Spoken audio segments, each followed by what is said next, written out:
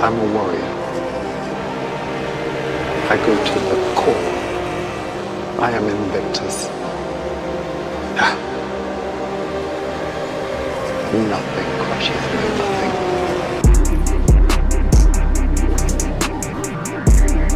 You can hold the outside this time, mate. Oh, Samansky binned it. No way. No way he didn't.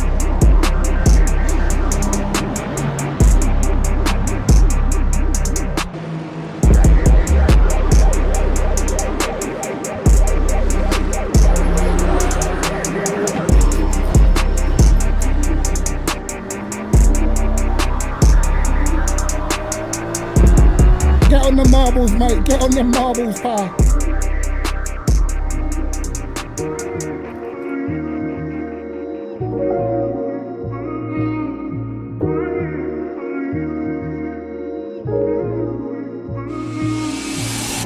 Oh, no, no, no, no, no, no. My throttle stuck. Oh, my God.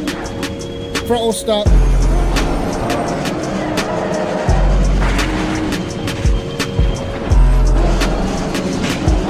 Whoa, whoa, whoa. No, no, no. It's over. Oh, my God. Okay. Oh, my God. There's no way, bro. Swear to God, this can't be happening to me, bro. Throw a punch at me, you could do. See if I can dodge it. Just my dodging skills, innit?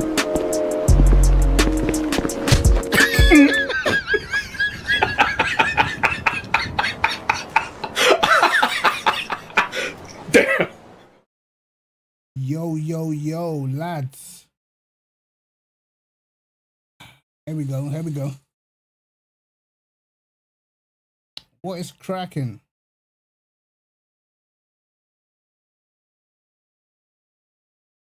Right.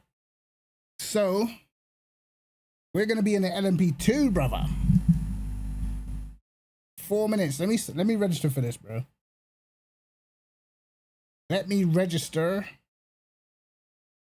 for some LMP2 love. Actually, let's see what the 2024 liveries are saying. Get me in this. Damn. Rank number 1. This means we can't bottle it, bro. We have to get it done. We have to get it done. But we shall see, man. Please, please don't bottle. Please don't bottle. Right, we got how long? 3 minutes. I did do some laps earlier with JR, so I should be up to speed. Should be up to speed. 20-minute race, so I don't even know how much fuel I need, bro. Let's see what lap times they're doing. 35. You know what? My pace weren't even bad then. Damn. 35.2. How many laps is that? I don't want to take too much fuel, bro. 35.2. Hopefully someone knows how many laps this race is. I might do the Bahrain race later as well. I might do this race later. I think the next one's at 9 o'clock. I might do this one later. I'm not too sure.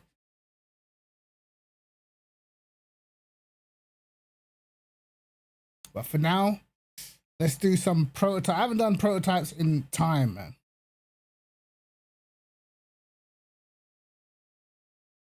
We'll see. We shall see what becomes this. Right, 2 more minutes and it is go.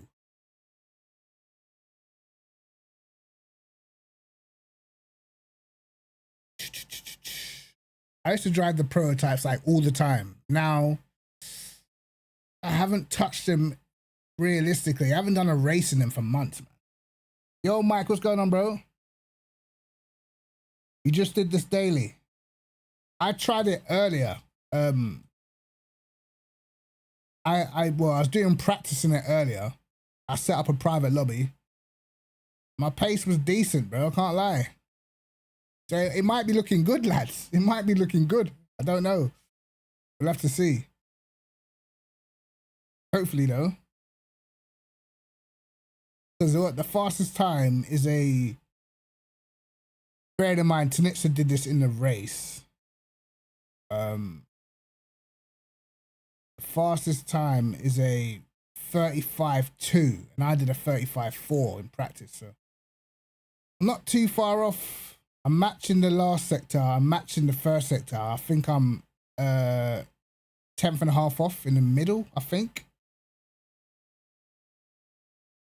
So I got pace, bro. I got pace. I should definitely be able to set a lap time in the top 10 if I can get the lap together. It did take me a while to get that 35.4, bro. Got taken out second corner. Damn. That don't sound too good, brother. You know what it is? It's like there's no ABS in it. So particularly when you come from like doing GT3s and stuff and you decide to jump in a GTE or a LMP2, you get to turn one and you just forget. You can't just slam the brakes. We shall see. You know what? What I'm going to do is I'm going to unplug my pedals and plug them back in again. Because normally they decide to stop working halfway around the track. So if I get ahead of the game, oh, you have to limp home, man. That's yes, someone ranked higher than me. I wonder, do you know what the fuel was for this race, Mike? How much fuel do you need to get to the end? Or how many laps is the race?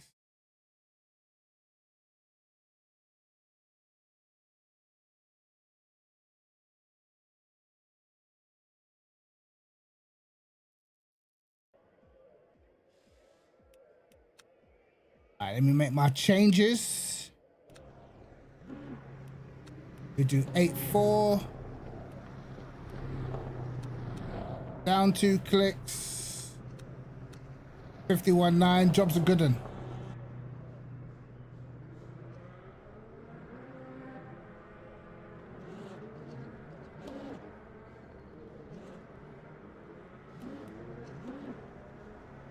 I hope, you know what, I was struggling in the third to last corner for whatever reason. I couldn't get it right. I don't think I hit the apex once.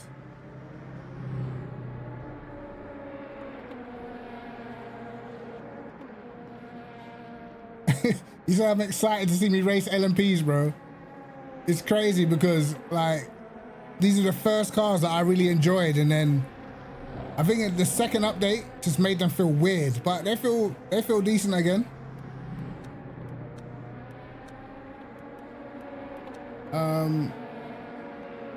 Yeah, so we'll bang out quali. Let me get the fuel down. I need to find out how many laps this race is going to be.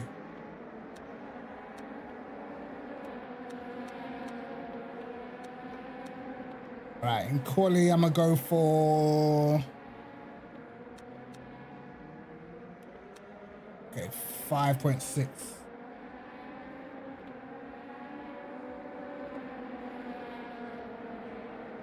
I put my brake balance to 51.9. That's my brake balance, and I went 2 clicks down on the pedal force.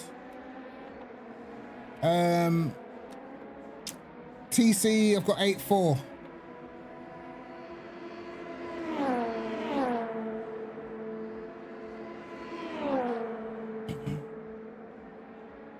All right, so I put in 14 laps to be safe.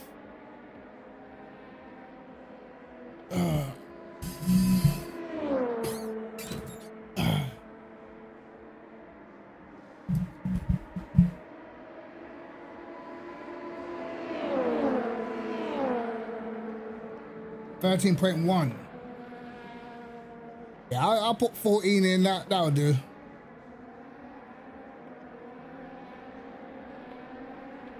Just don't want to bottle qualifying, you know?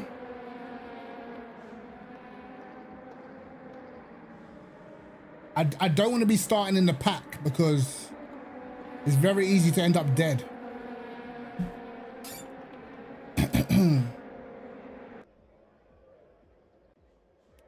Right, buddy, let's go.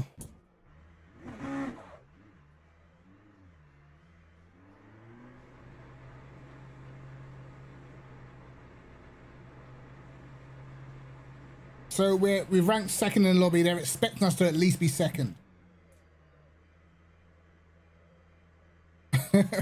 But to stay away from everybody.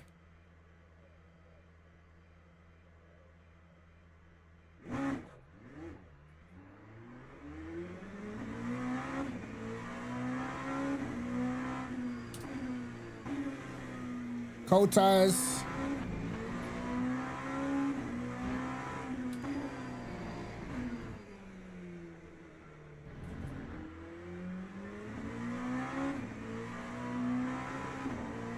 Oh no, it's not cold tires. I got tire warmers.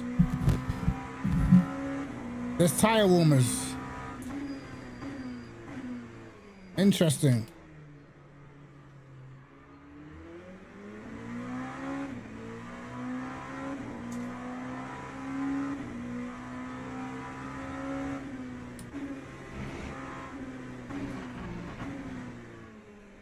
Hey, that was terrible.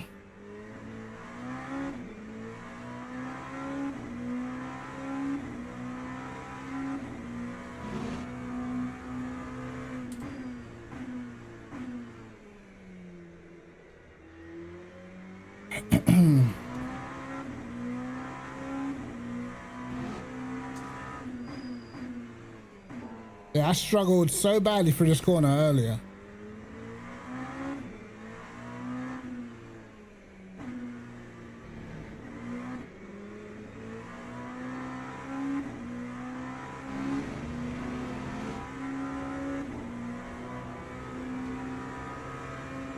All right, here we go.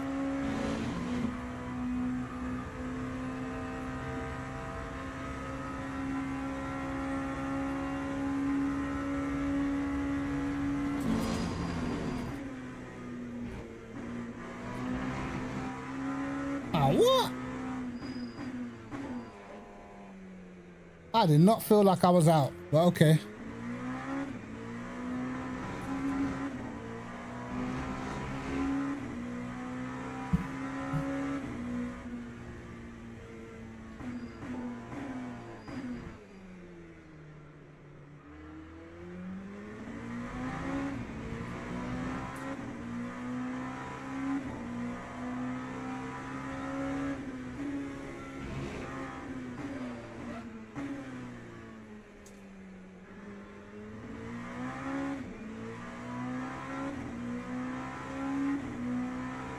We've messed up this lap already.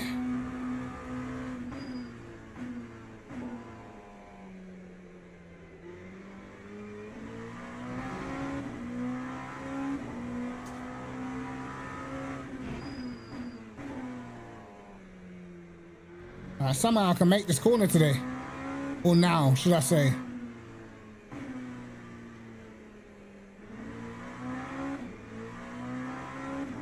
I was struggling so much on that corner earlier. Hey, cheers, Jay. I appreciate you, bro.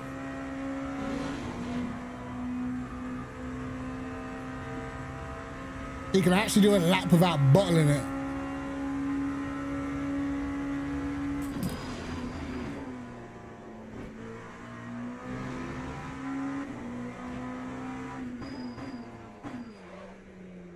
Oh, I did it. Oh, fuck. Almost rotated it perfectly on the brakes, bro. But no, we have to mess up.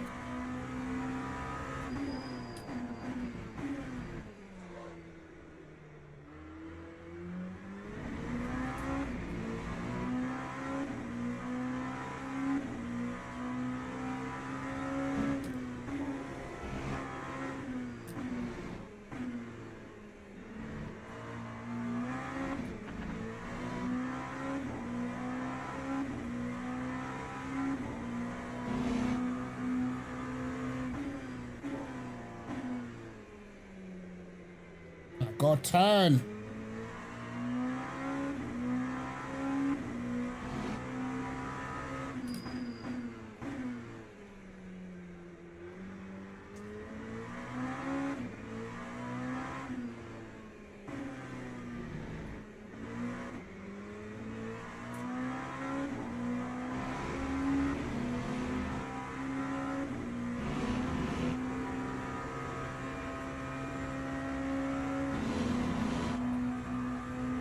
Time's not even that quick, but I'm just driving like a non.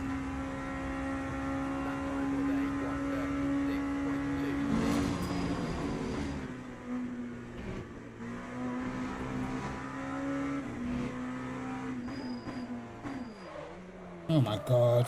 No. Fuck. Alright, I still got time. I still got time.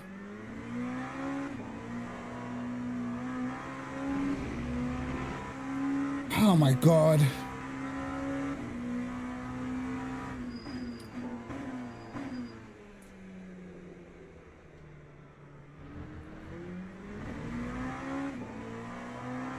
If I don't improve my time, I'm gonna be so mad, bro.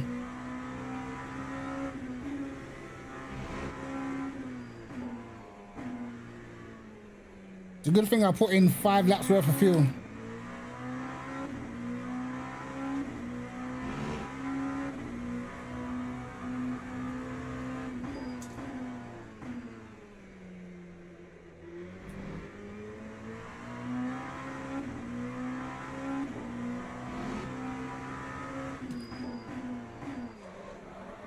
Oh my god.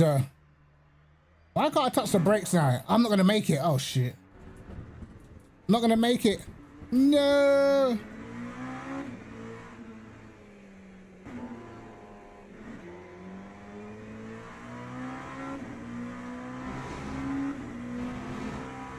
No, I am gonna make it. What are you talking about?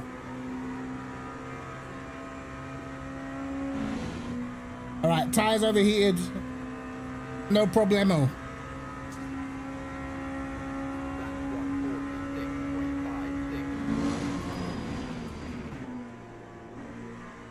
Oh my god. No, no, no. I'm starting 7th at best. Absolutely perfect. Fuck. Where was I super slow, bro? First sector was, oh, my middle sector was garbage. My last sector was garbage.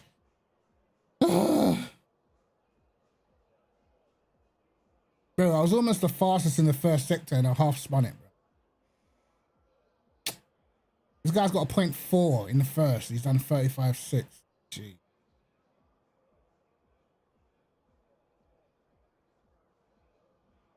You got, bro, you like, LMU is one of those games you have to keep playing it, bro. Like, you have, like, to me, I've seen, like, the people that struggle at LMU are the people that go back and forth between ACC and LMU because you can't break, you can't, like, the way how you be fast in LMU does not transfer to ACC and vice versa, innit? So you kind of have to, like, commit to one as your main game and just leave it at that because, like, the way how you be fast on ACC doesn't, like, you have to definitely change the way you drive a little bit.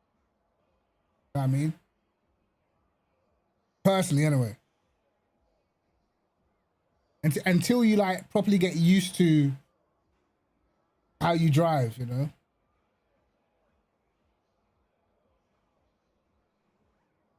You started 6th, it was brutal, bro. It's going to be brutal for me. I don't even know why I keep spinning there, bro. Stupid. I went faster than this earlier. Sad.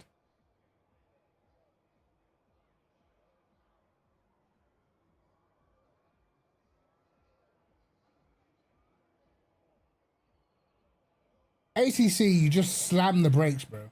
There's no... Obviously, you control brake, but it's not absolutely essential. On this game, it's essential to trail brake well to be fast. And on ACC, you can get a lot of lap time out of, like, being super late on the brakes. Whereas on this game, you're better off braking slightly earlier so you can get a better exit.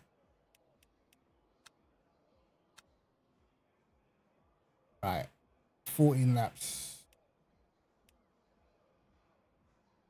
don't want to go down any more on this my brake pressure, but it's like, how was I locking up so much?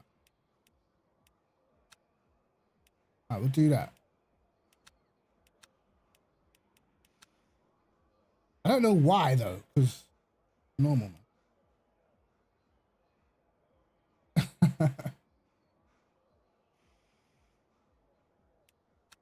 I know, but to be honest, like when we did the session earlier, I had a lot of laps to get my iron.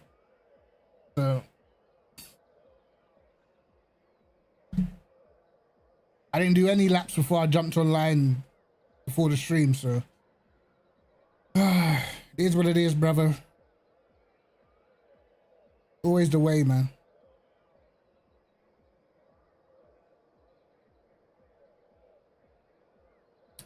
$14 laps. Formation lap has started.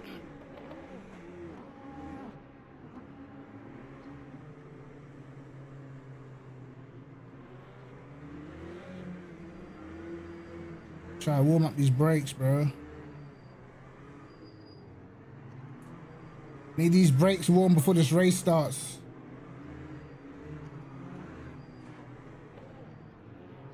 What I've noticed as well, I prefer no tire warmers, bro. I feel like tire warmers, like, once you get on your lap, it just feels a little understeery.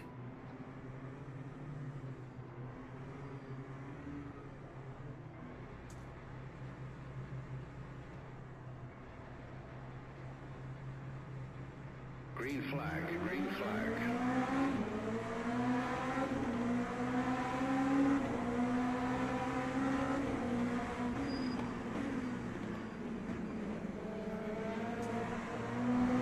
Oh, someone binned it.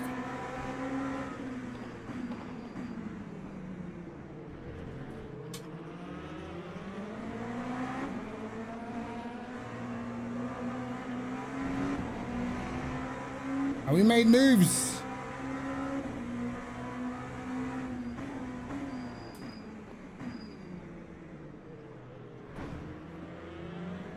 Brother, are you alright?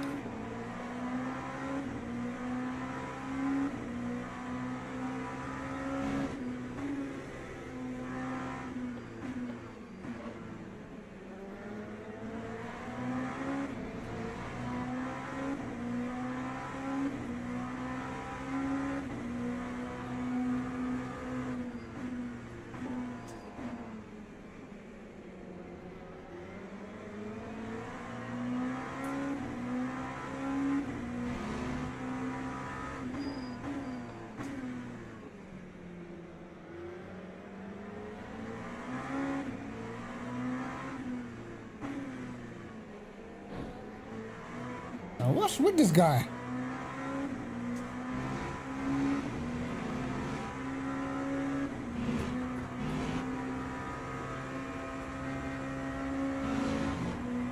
He's already giving me rear damage. Can you please refrain from hitting the back of my car, bro?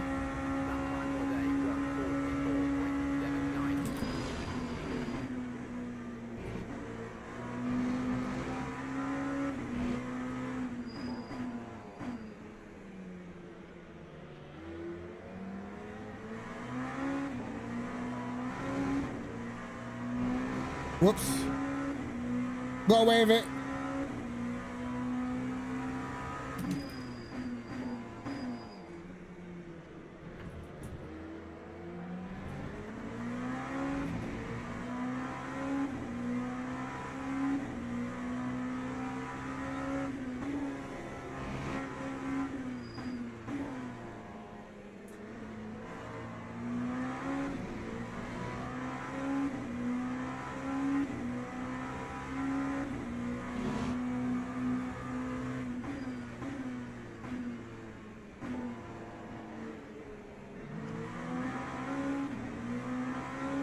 Oh, he's one of them. He takes the shallow line. Oh my God.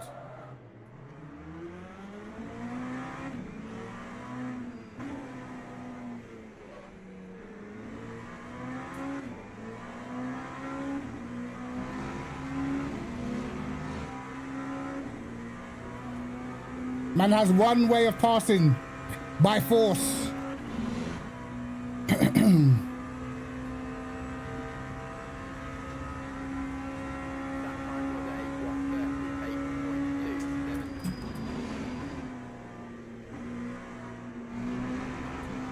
Bollocks.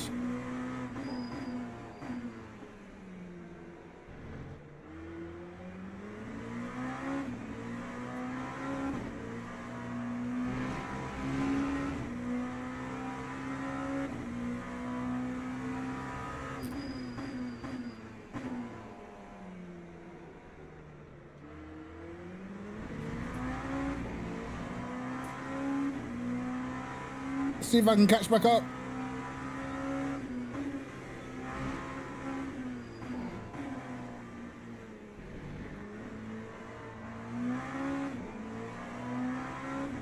Back and get so light there.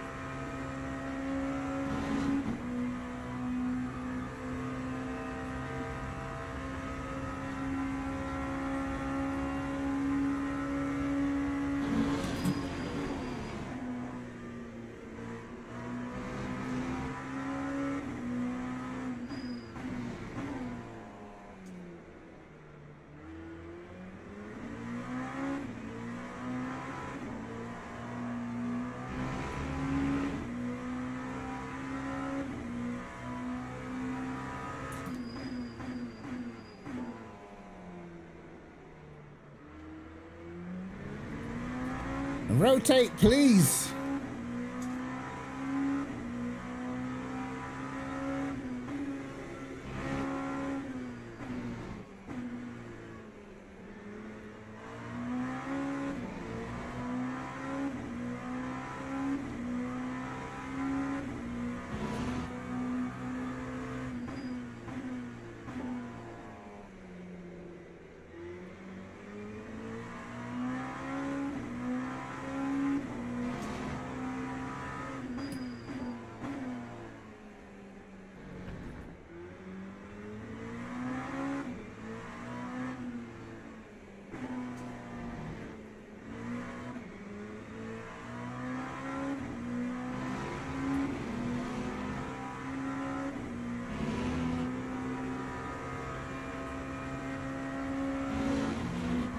All that messing around with the guy behind, it just cost me the chance for a second, I think.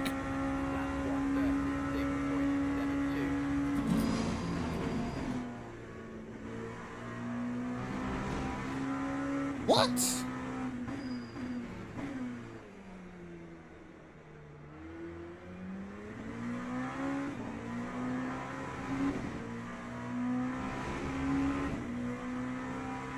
Yo, Poochie, what's going on, bro?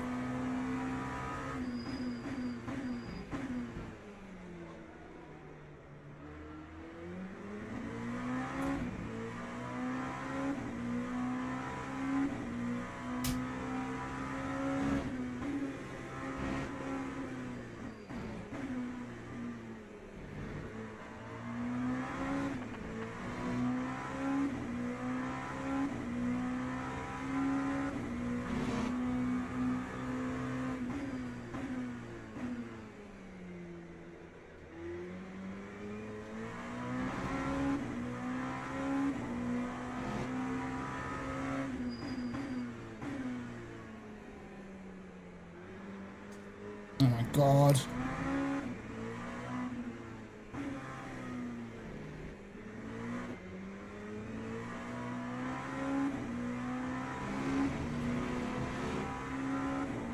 There's so much time in getting your car straightened up early, man.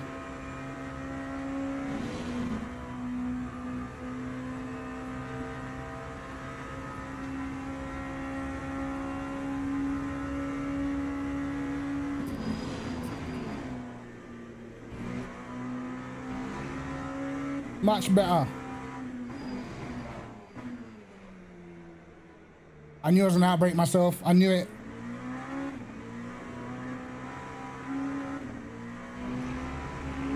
I carried so much more speed through turn one.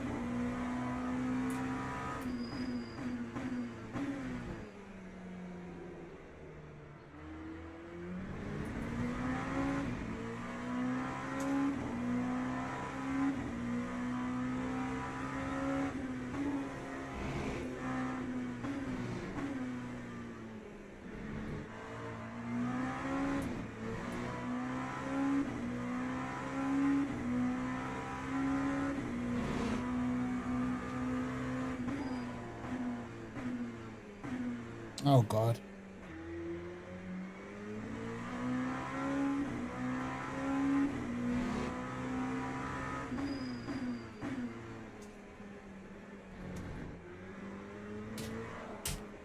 We've now entered into the phase of tire wear.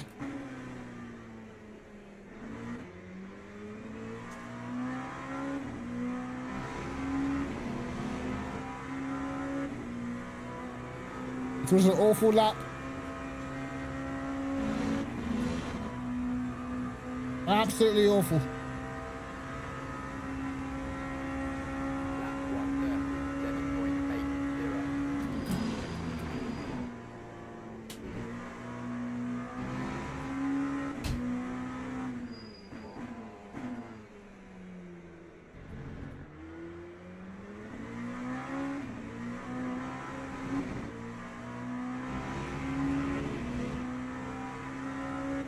Much better.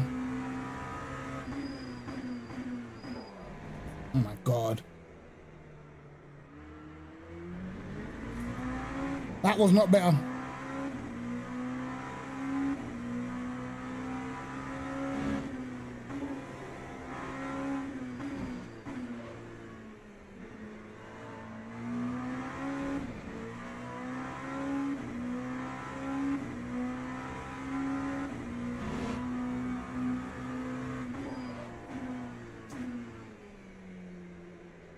So I start braking slightly earlier or moving the brake bias towards the rear.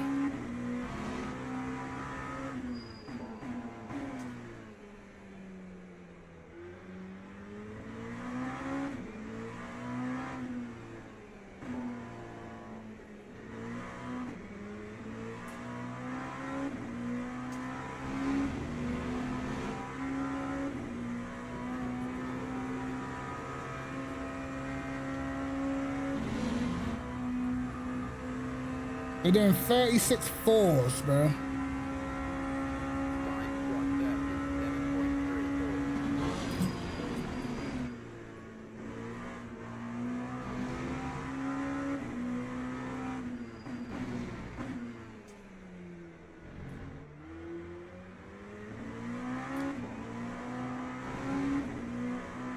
Oh my God.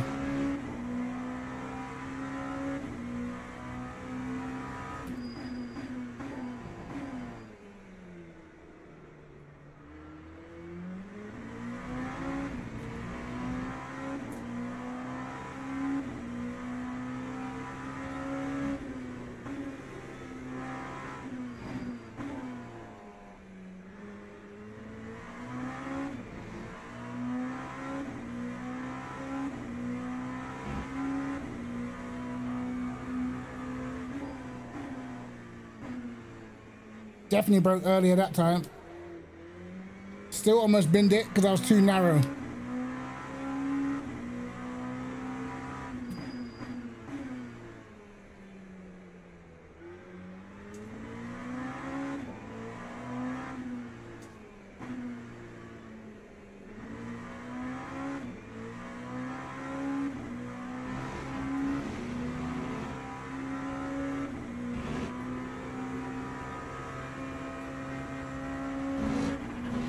I'm lapping so poor right now, bro.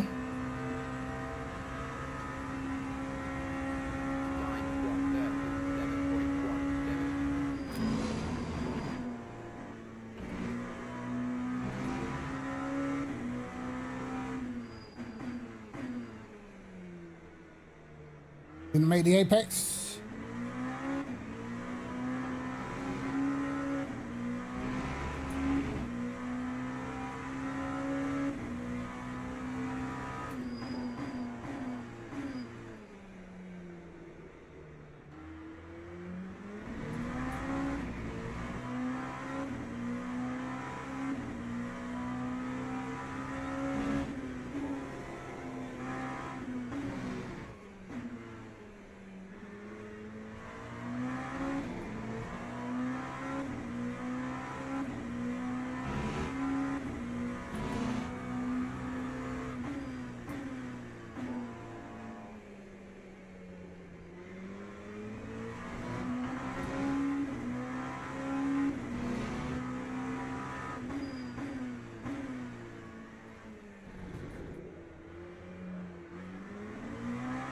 Almost been there again. Oh my God.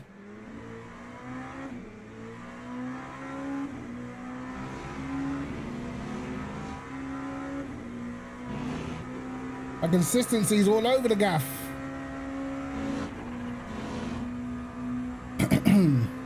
Luckily, so is the guys behind.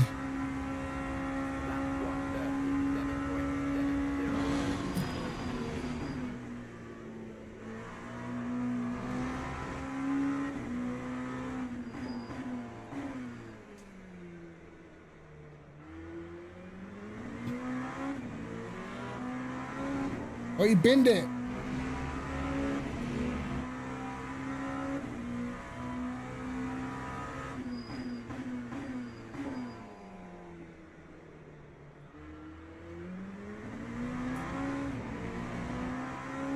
Unlucky.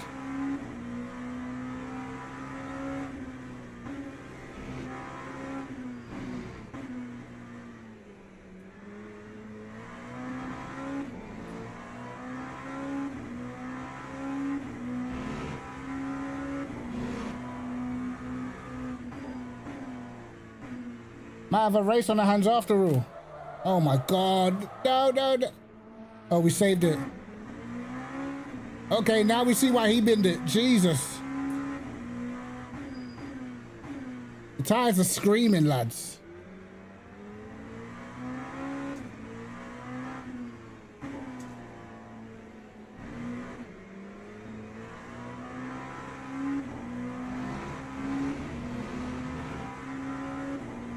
Let's just hope that his tires are more cooked than ours after his spin.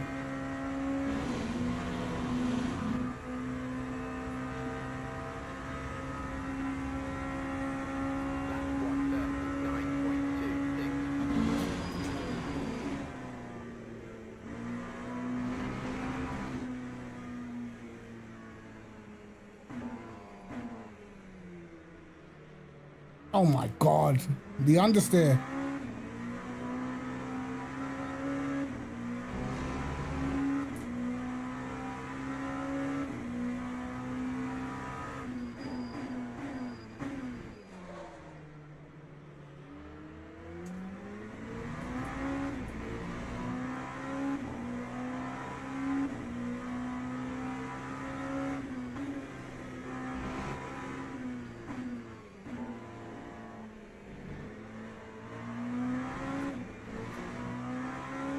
I knew it'd be tough. I didn't think it'd be this tough.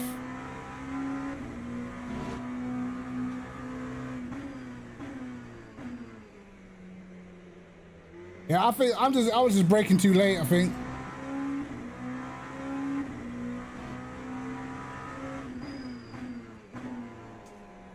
Braking too late and too heavy.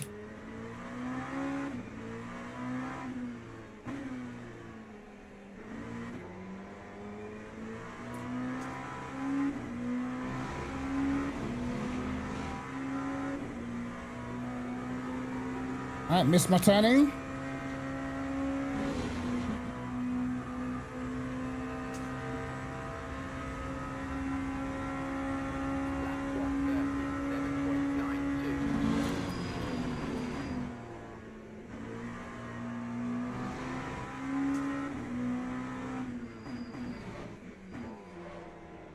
Oh, that's the rotate. Look at it.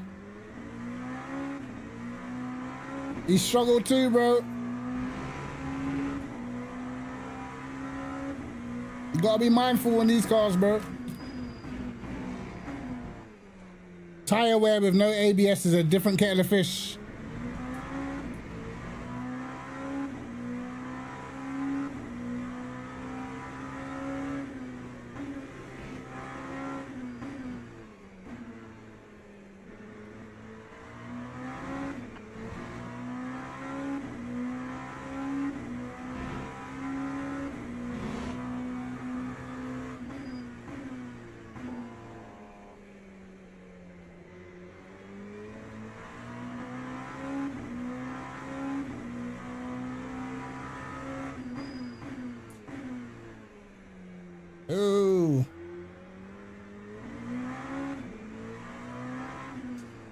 Sometimes you know when you're about to lock up, you just have to release the brake.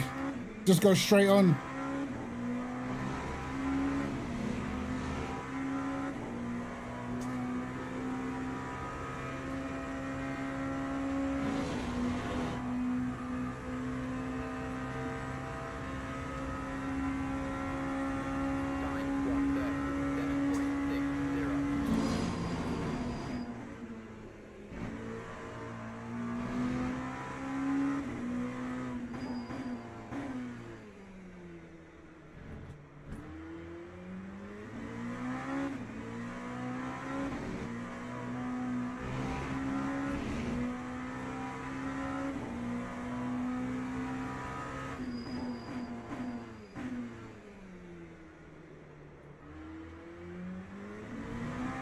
It's like the first time I've done that corner right.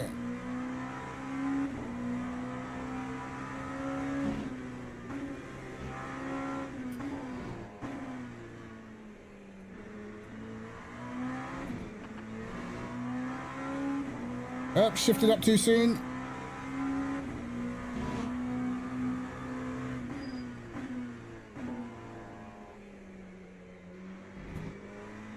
Oh my God.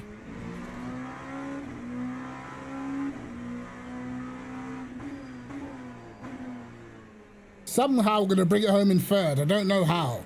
Oh my God. I spoke too soon. I spoke too soon. No.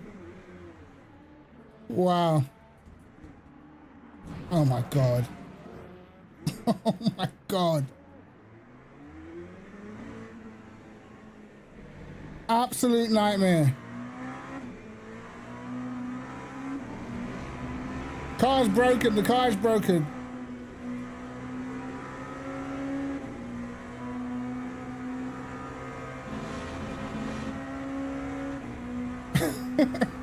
We went from a podium to 7th. Absolute nightmare, bro.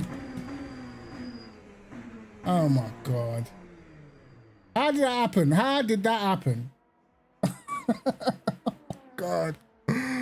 Oh my gosh, lads. Why? Oh my days, bro. How's that even happened? Wasn't even pushing, bro. I don't know. I don't even know. I don't know what happened, mate.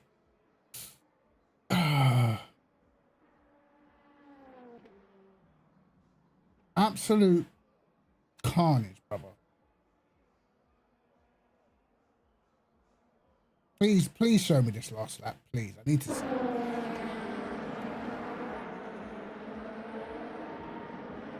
I just need to know how this happened. That's all. That's all I need to know.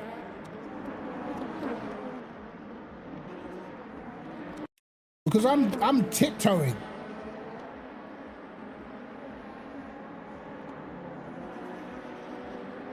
What? How? Bro, I don't get it. I don't get it.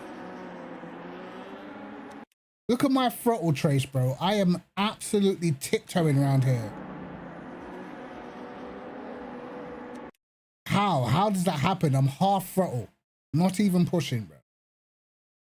God. Well, sad.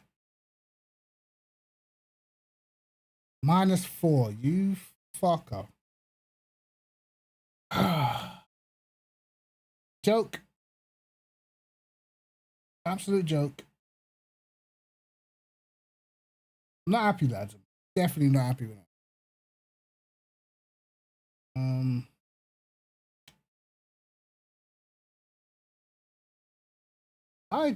I just don't know how that's happened.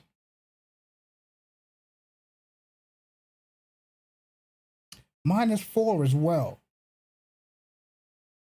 Why would you do that to me?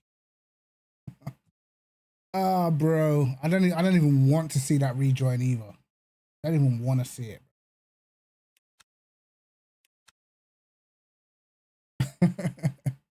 LMP life. It started off so well.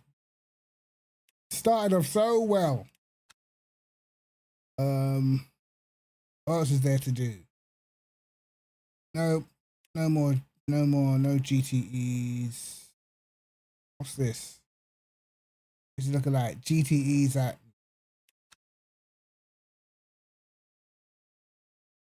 1 stint sprint at Bahrain.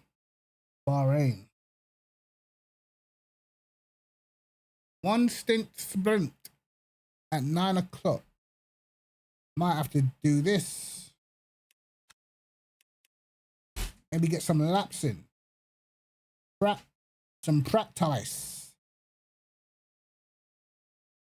Let's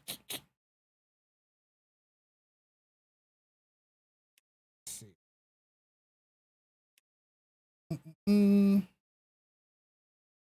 2 people sign up in the GT3s.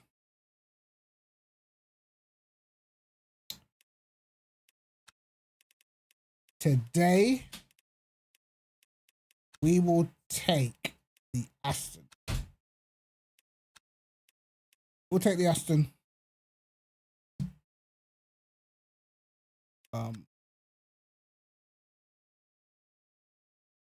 Oh mate, I can't believe that's just happened.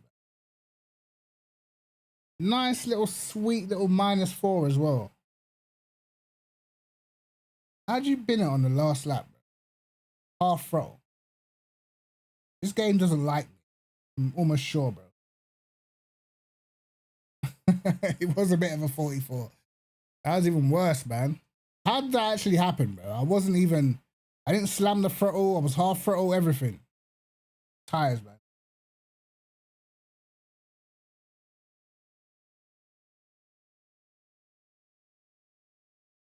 No idea how I'm 1 up on Palace. Well, ain't Palace got a cup final on the weekend? Palace got FA Cup finals. They're probably resting players, bro. I don't even care about their league anymore. The league's been over for ages, bro. I just find it funny when like Tottenham lose and United lose. That's about it. Yeah, I need to make a setup. That's what I need to do. Right. Let me dive into this setup then. Because this is open setup, so we've got work to do.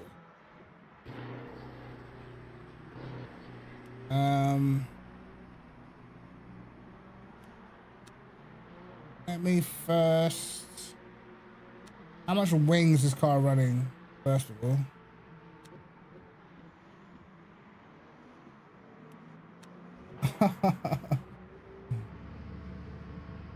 Alright. Okay, what's it? 6 wing on default. Alright. How much laps is this fuel race gonna be? Let's start around 93 liters just to be safe. Just to be on the safe side.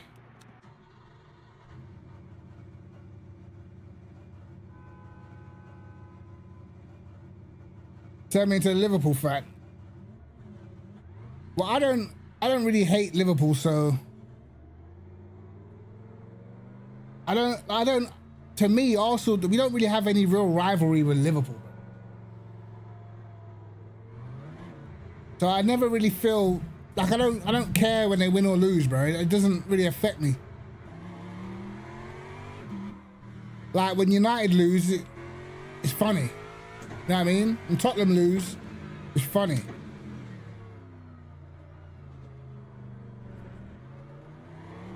Oh my God. I forgot about this car, bro.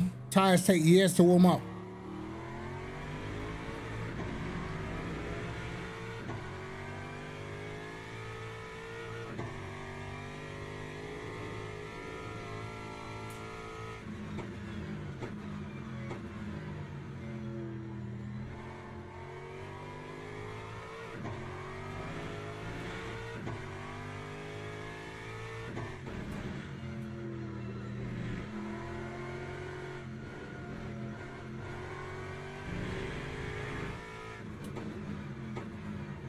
I have to make sure I got the balance right, though.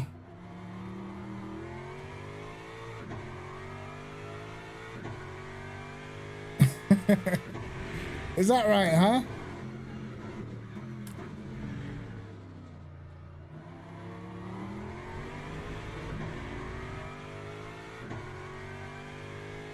3 points weekends. You sure? Not over the last couple of seasons, though. Used to be. I'll give you that.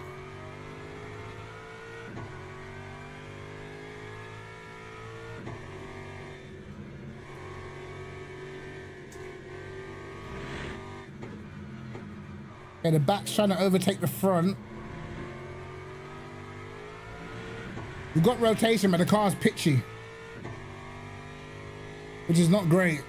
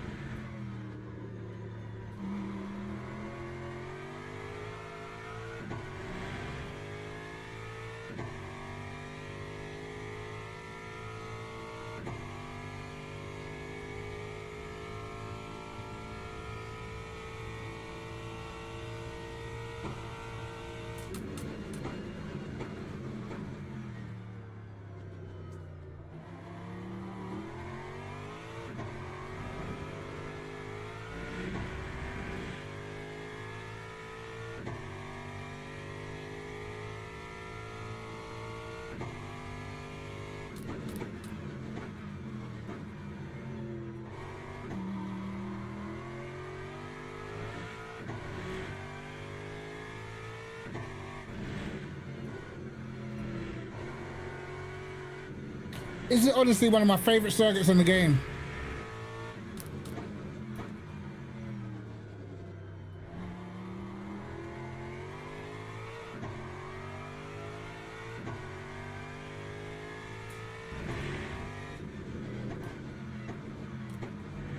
Car's too pitchy.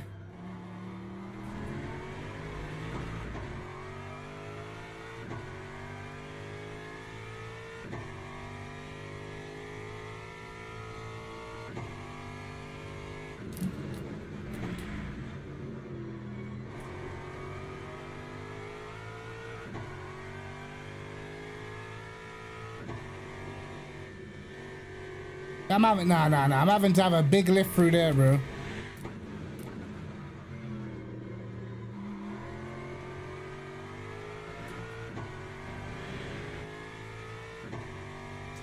Yeah, this car will get on my nerves if I have to drive it like this throughout the race.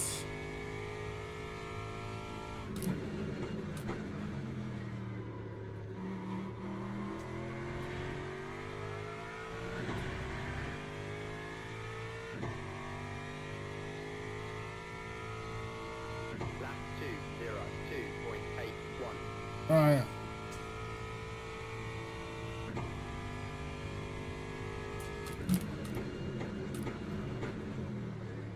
Alright, no. I already know this setup ain't gonna be it. This is not gonna be it. Too pitchy. It just doesn't feel good.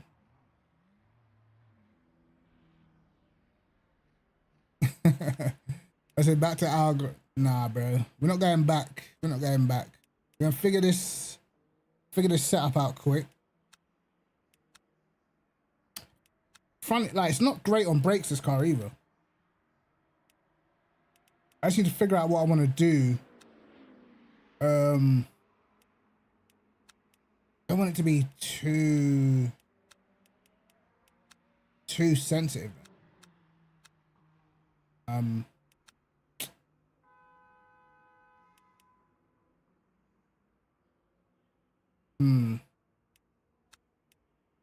I'm having a look-see. Let me try.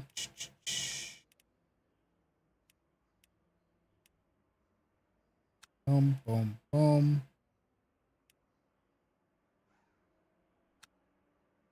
Right.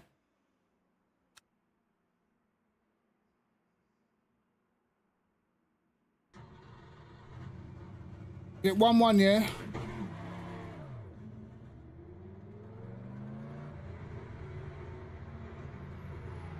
Yeah, I hope Arteta rested a bunch of players, bruv. I hope Arteta has rested most of our players.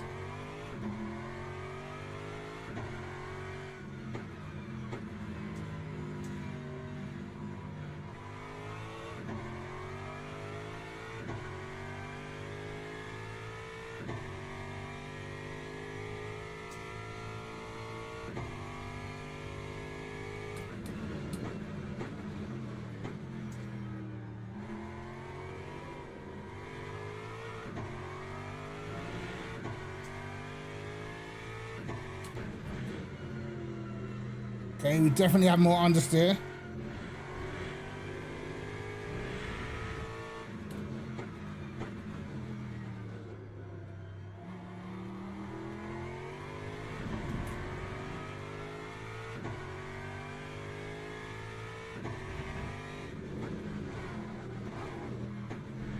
Wow, bro.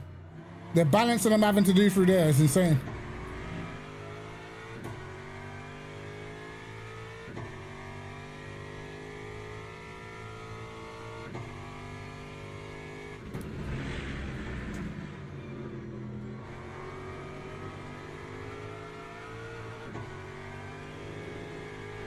Okay.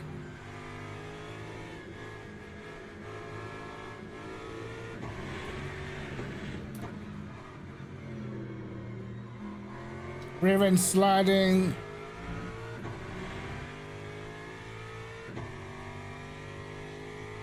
It's all right, JR, man. You can keep teasing the Arsenal. I know how to get at you.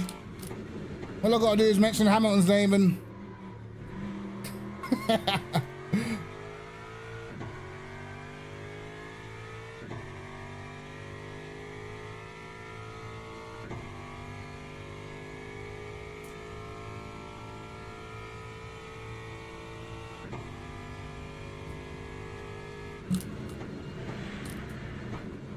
Oh my God, will you slow down, man?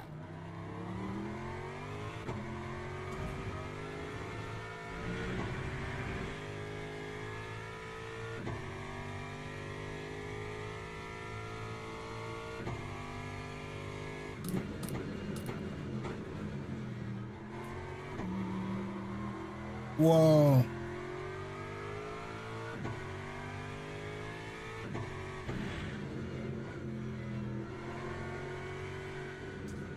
Yeah, this ain't it either. I can, bro. The good thing about this circuit is you can tell very early on if your setup's good or not, bro. I can feel it. Yeah, this is no good, brother. No good, brother. All right, we have to take other measures.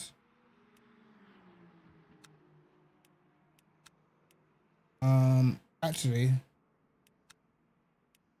let me go back to default quick. Load default.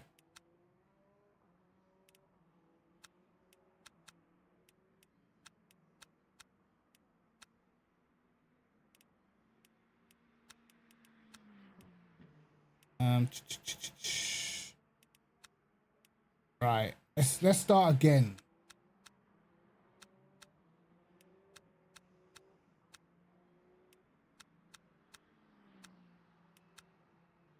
Because right now this car is feeling like a mess.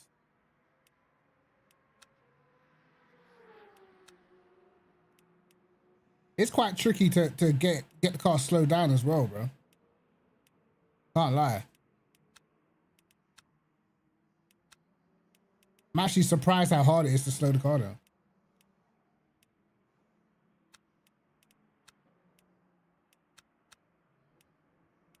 Boom, boom, boom.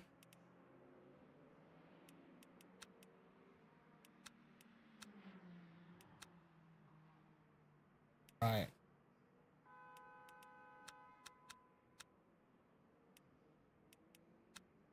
Let's try this.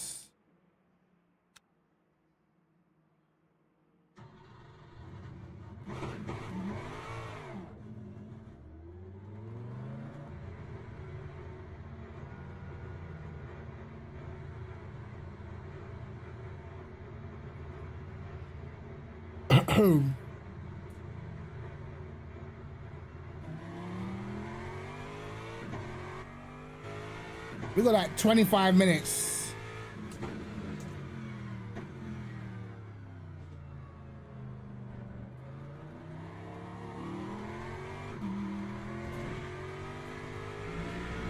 So he's done a 202 and it looks as if he's got a decent amount of fuel on board. So that's 6 temps off at the minute.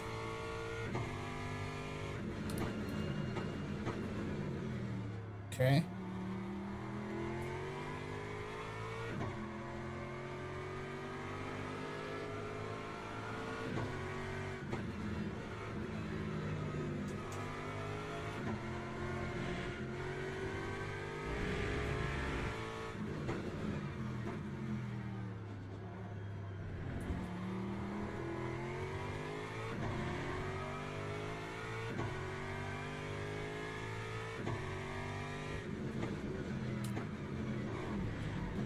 Oh my God.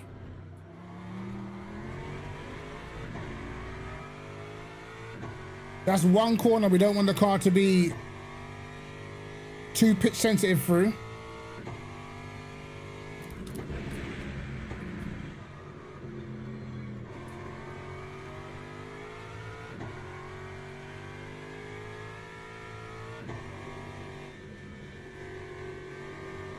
Wow.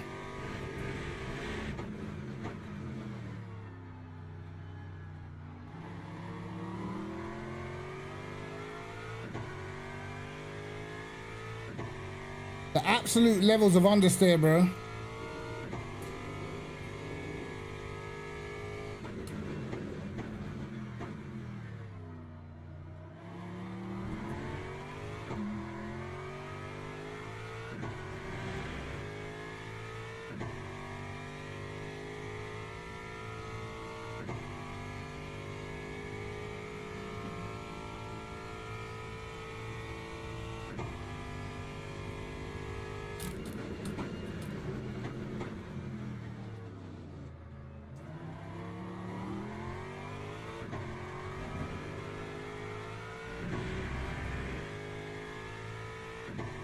Okay, better through turn one.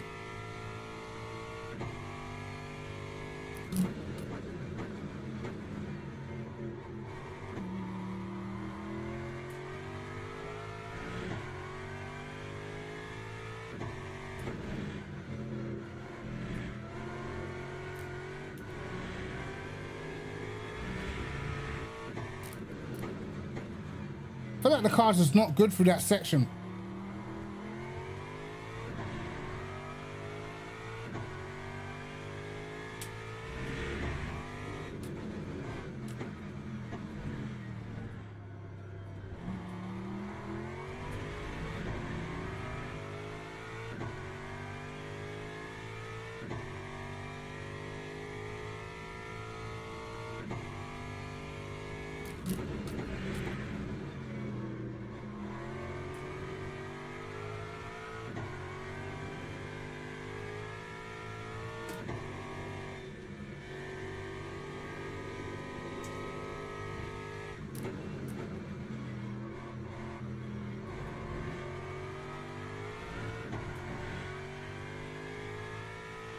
It's very awkward through there.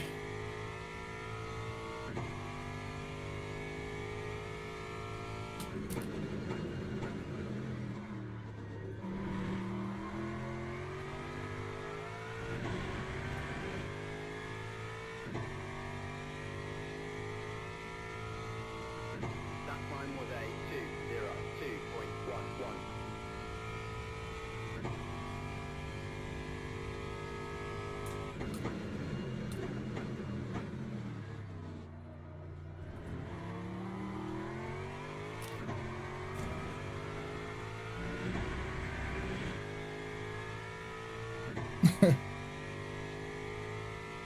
Williams ambassador.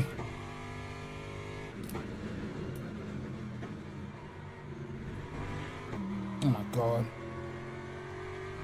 Okay, the setup's getting better, but it's still not right.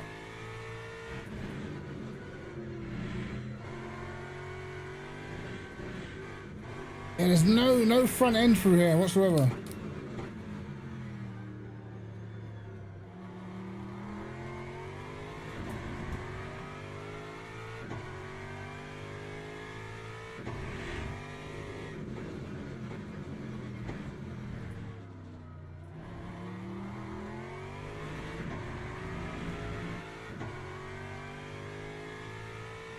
$58, $50, $48, $52, sorry.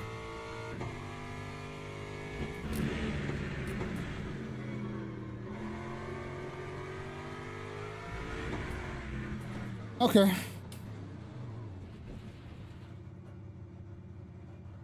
It's I feel like the rear end wants to turn more than the front, which is not great for a race. So we need to fix that.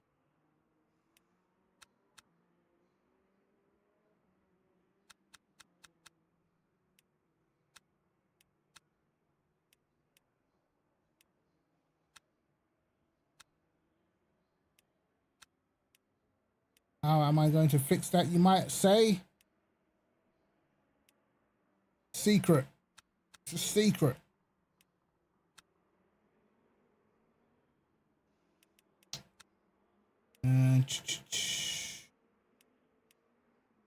By and large, we will hope that does the trick.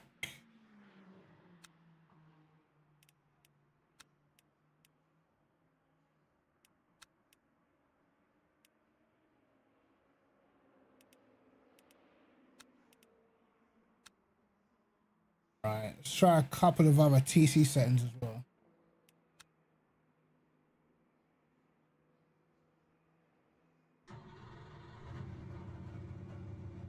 Boom.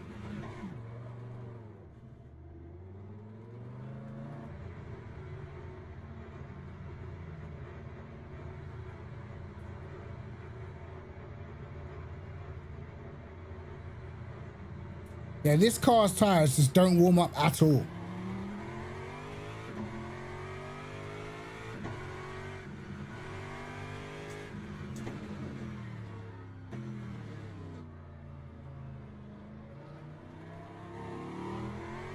I'm jumping back into the LMP2. No, this is probably my last race. This is a 40-minute race, this one.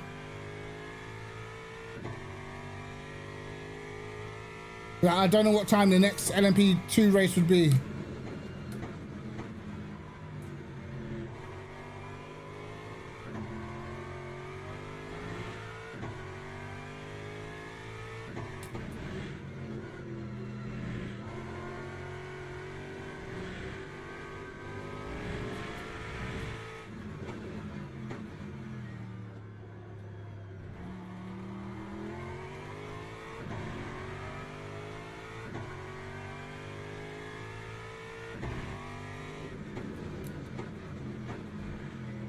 Okay, we might be cooking something, lads.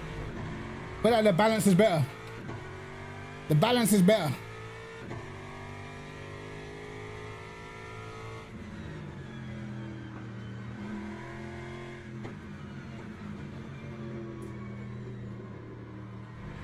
Do you know, I watched the first season. I haven't started watching the second season yet.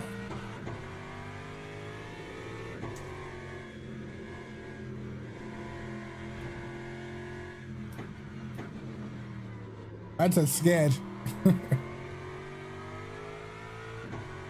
I need to catch up on The Last of Us, man.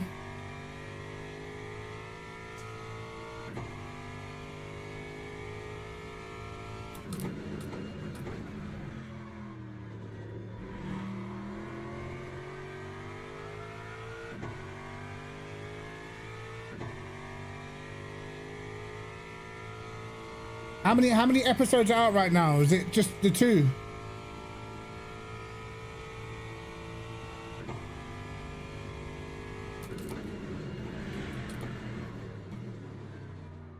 God.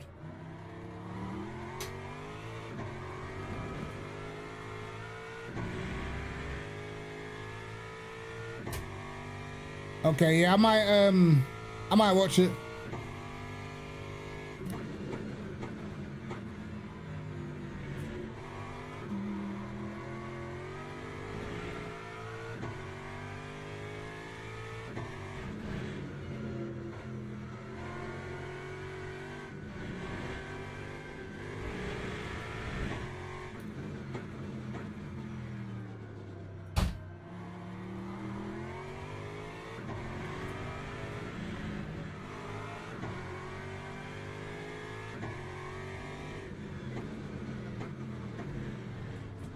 I can push it into that corner a little bit more.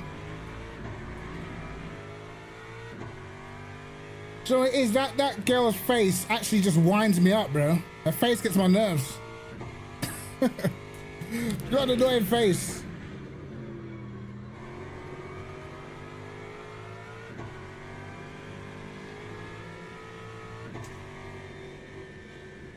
Oh, this understeer through here is actually sad.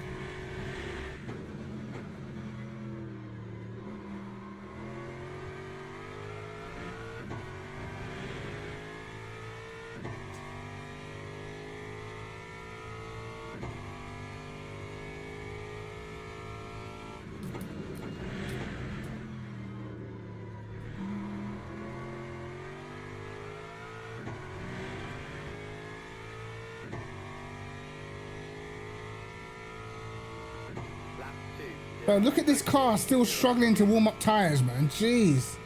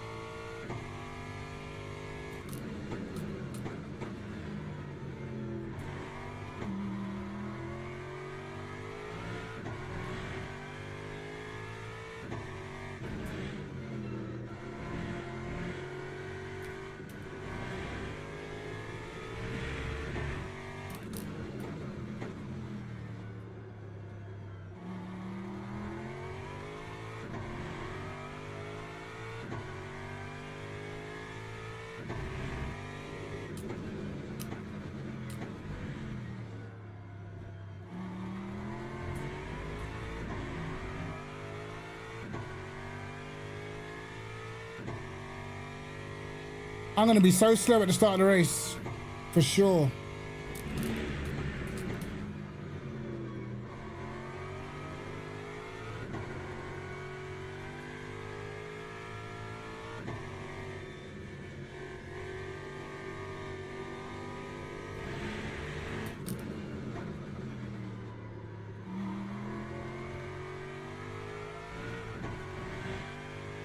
So bad for those two corners, it's unbelievable.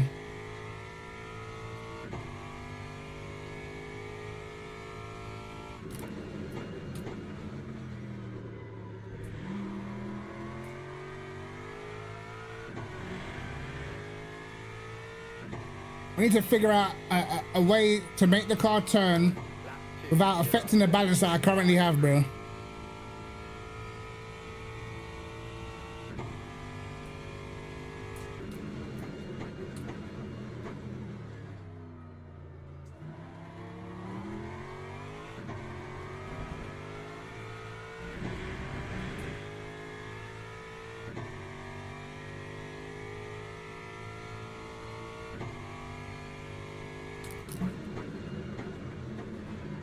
Yeah, it's not great on brakes. It's just,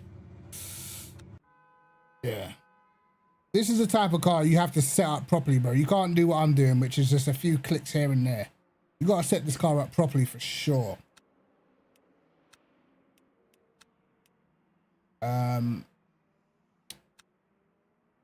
Okay.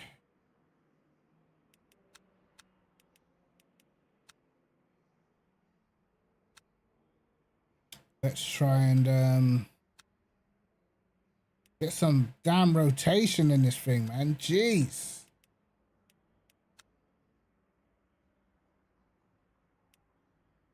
It's like trying to balance this car out is proving to be pretty interesting.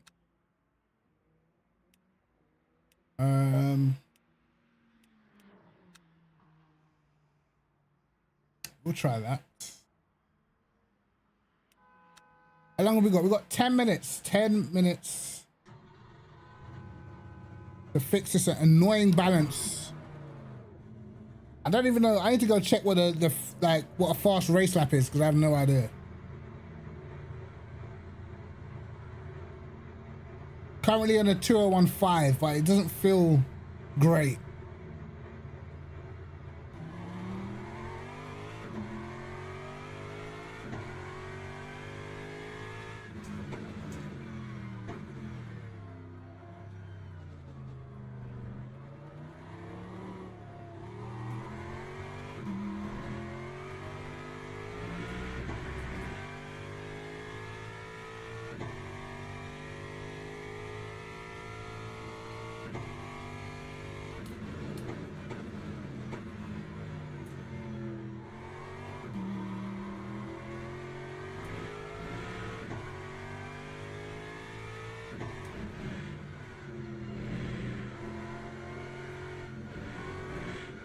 Oh my God.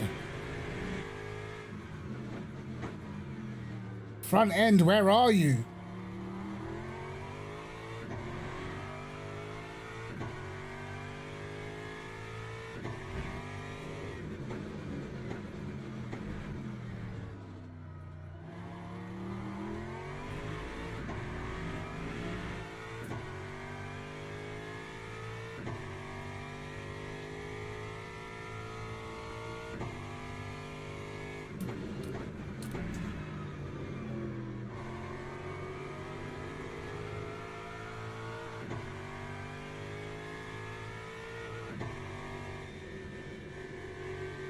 Yeah, that's turning a little better.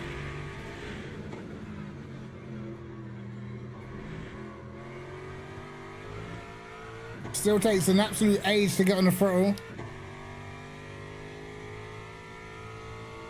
Lads, we might be cooked for this race, you know.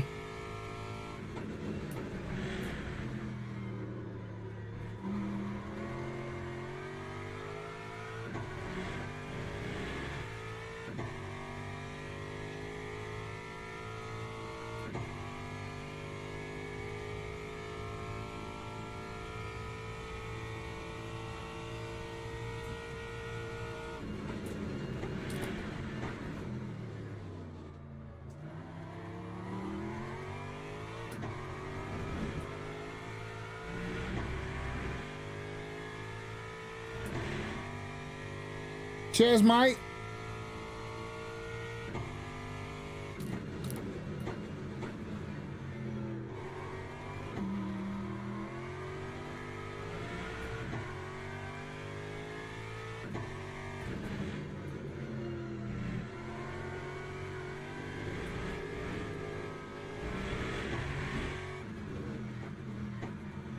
Still bundles of understeer.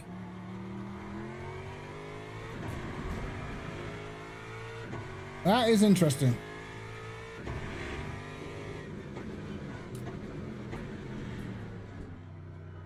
Okay.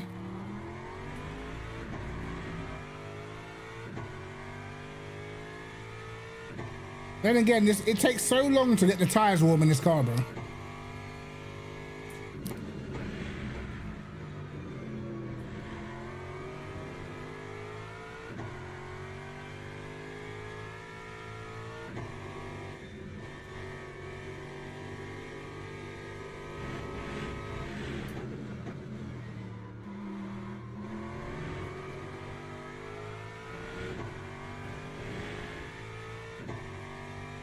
Okay, so it's definitely turning a little bit more.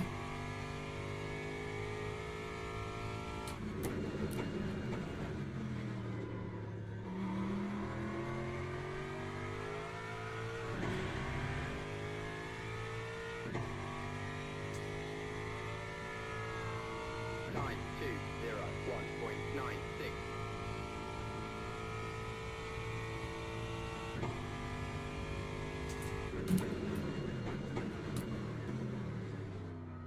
Oh, on the brakes is piss poor.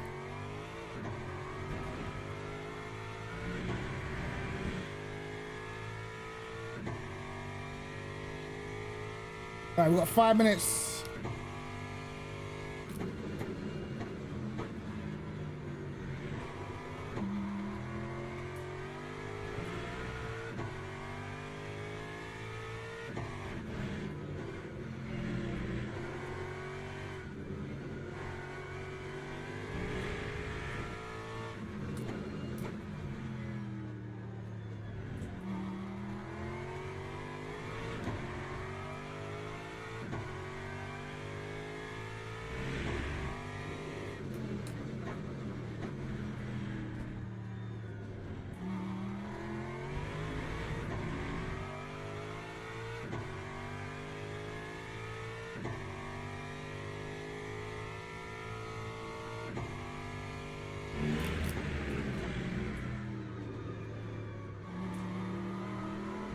I'm sort of just skating across the surface without actually, you know, the nose turning in. Well, we're gonna have to just run with what we got, bro. It is looking peak. Lads, we might well be cooked in this instant. The car is not doing what we want the car to do, I'm afraid. But I'm gonna just save this up.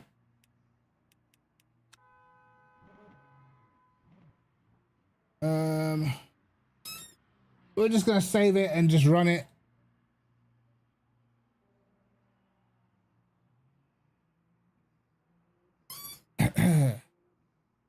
I said, Lewis, hell no.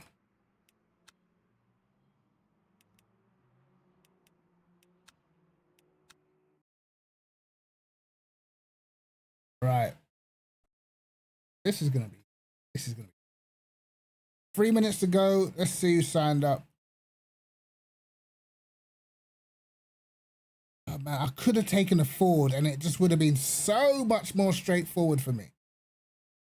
But I decided today I want pain. Today I want pain.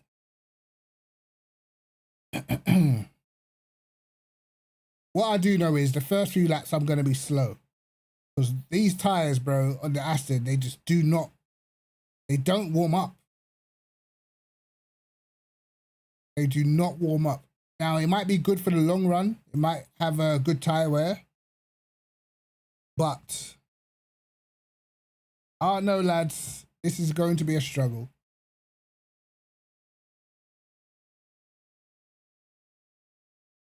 Going to be a struggle for sure.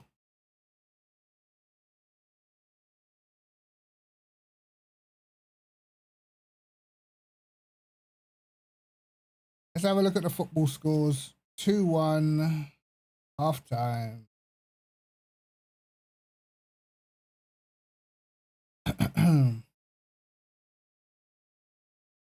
Is there any other games today? Is this the only game?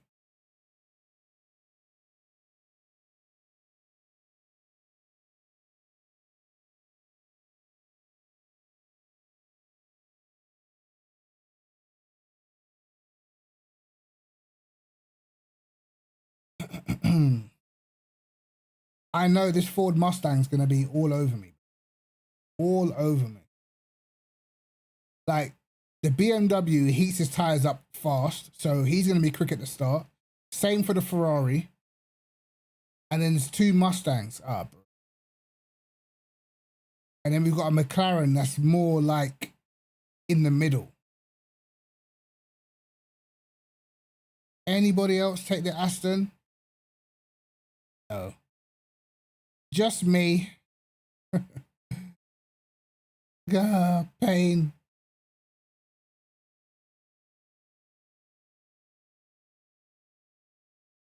Or the Liverpool YouTuber watching the Arsenal game. What, bro? That was crazy, bro.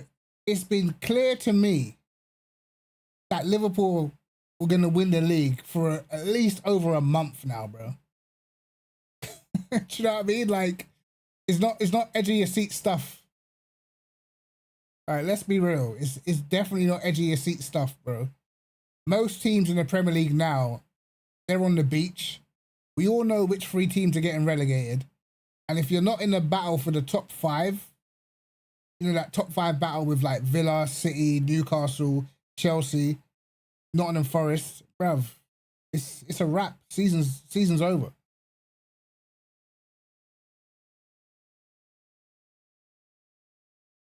You think that Liverpool are going to throw away a 13-point lead with 5 games to go?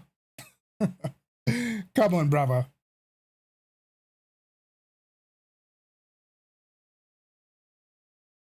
Like, let's be real. It's not happening, man. It's not happening. Like, Arsenal have pretty much given up on the league now, bro. Like, we know it's a wrap. You know what I mean? Like, you don't have to worry. There's literally nothing to worry about. It's done. 20 times Premier League champions or English League champions or whatever it is.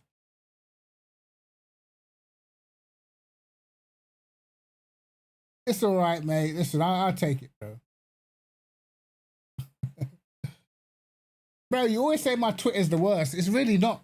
I don't say anything egregious, bro. You say it's gaslighting, but actually, I'm just pointing out things that are factually true. You know what I mean? I don't say anything out of order. What have I said that's out of order? It's all factually true, mate. Just that some people just don't like the facts.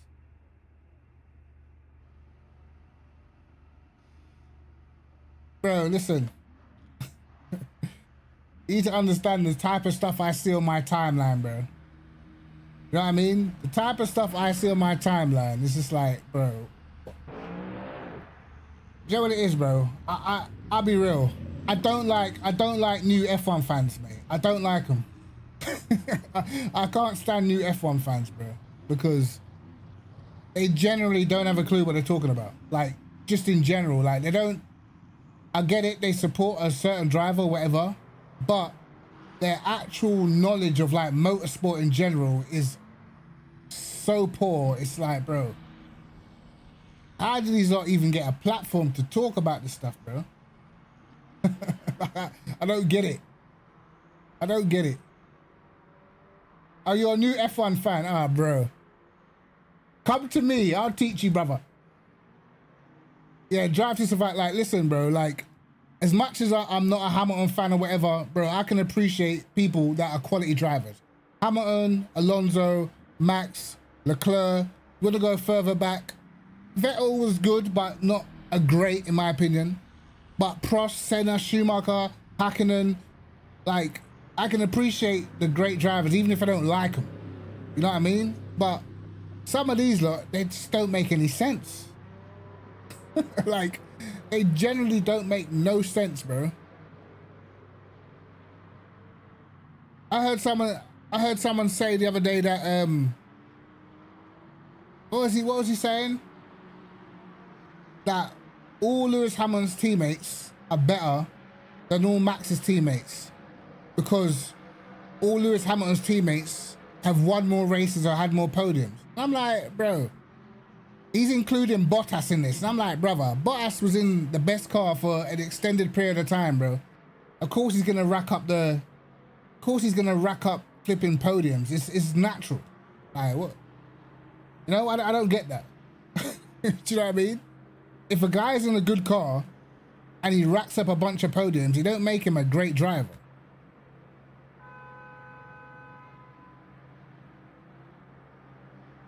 Like, Bottas was decent. No more, no less, brother. He was nothing special. You know what I mean? Literally, that's it. But he was in Mercedes at the right period of time. Simple as. And there's a bunch of other drivers that are exactly the same.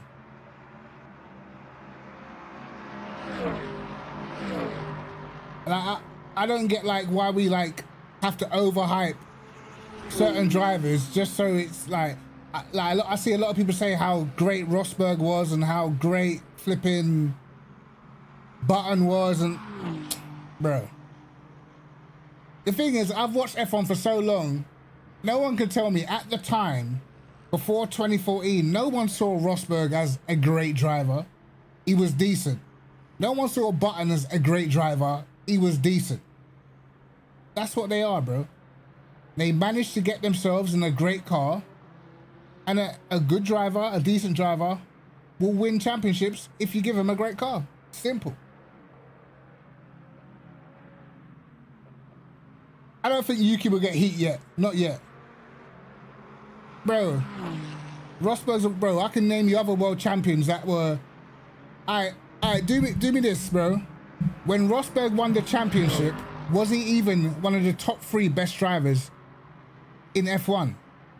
Same with Jenson Button. Jenson Button won a championship. He wasn't even one of the best 3 drivers in the world, like, or in F1, but he had the best car, so he won it. Jacques Villeneuve won a championship, bro. Do you know what I mean? Like, if you've got a great car, you can win a championship. It's that simple.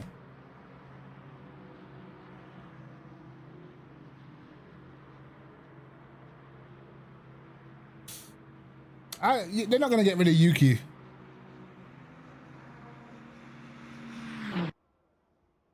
Bro, wet weather, bro. How many races were actually wet in a whole season, bro? Like, I don't get this. He's good at this, but he's decent at the rest. Like, bro, you're either a top driver or you're below that level. You know what I mean? That's like a football team that's only good for like certain conditions. Do you know what I mean? Like, what? Like, you're either a top level driver like your Sennas, your Schumachers, your Hamiltons, or you're below. Like, end of. Other than that, to me, everyone knows that on pure talent, Nico Rosberg is nowhere near Hamilton. Put it that way. Let's be honest. He's nowhere near Hamilton on pure talent. We know this, bro.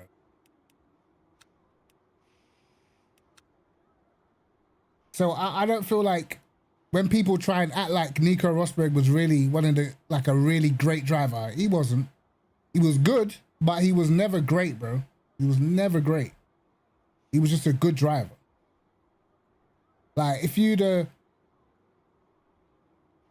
I ask you who's better, Rosberg or Vettel? Vettel. Rosberg or Alonso?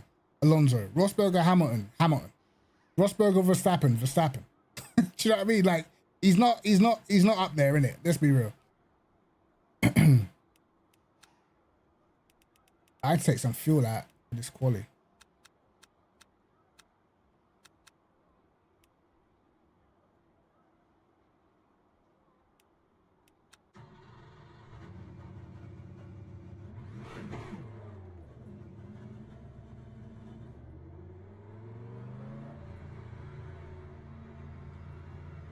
Bro, Hamilton's getting heat because he's the most popular driver in the sport. He's got the most championships in the sport. So naturally, if you're not seen to be doing well, you're going to have more eyes on you because that's the status. That's what you've created for yourself, you know? But it's kind of natural.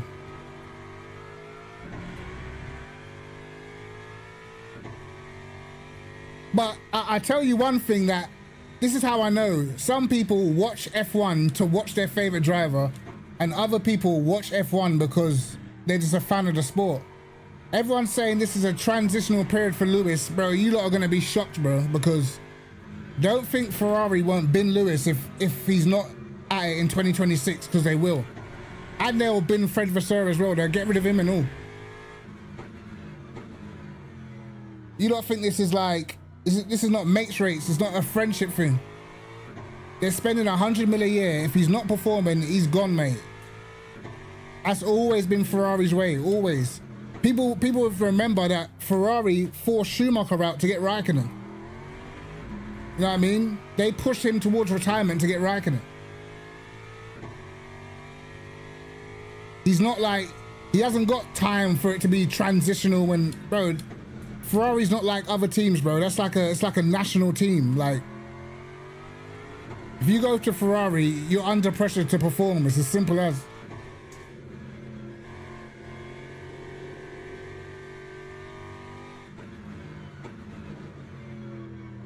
Bro, Leclerc, of course, Leclerc's been there from 2019 or whatever, but at the end of the day, Leclerc ain't getting paid what Hamilton's getting paid, so we can't act like they're just paying Hamilton just for the sake of it. He's getting 100 mil a year.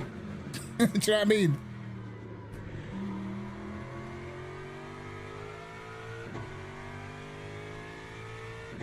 Bro, this is, bro. You gotta be able to dissect winning and performing. It's two different things, bro. If you don't have the fastest car, of course you're not gonna win. But you have to perform. You have to get the most out of the car that you got, bro. You can't be 30 seconds behind your teammate and like, nah, bro. You think that when I say perform, I mean you have to be winning or have to be competing for wins. No, you just have to get the maximum out of your car. And if you're not doing that, then you're not performing.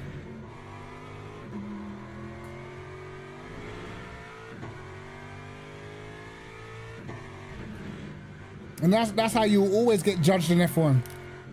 You'll get a little bit of time, but you won't get a whole season just to be crap.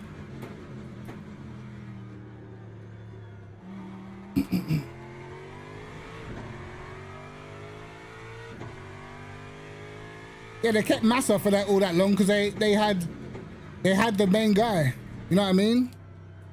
They had Alonso. He was the main guy.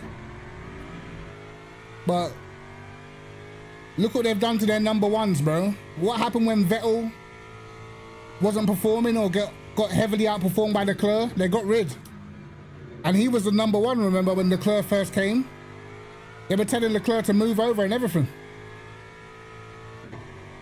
Soon as you stop performing at Ferrari and you're like the number one, you're gone.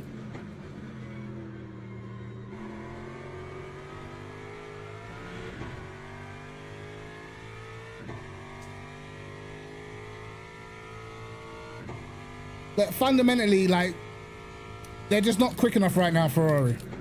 And I've seen this, bro. I've seen this from Ferrari for years, bro. In my opinion, it was a bad decision to completely change the car in the first place. It was a poor decision, bro. Actually, let me lock in and do a proper lap.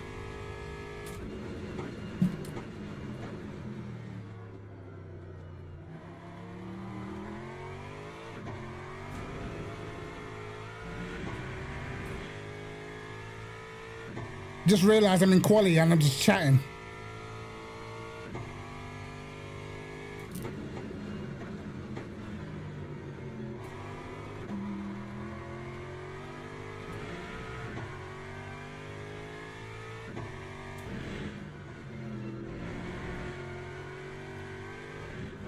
Oh my God. Oh my God.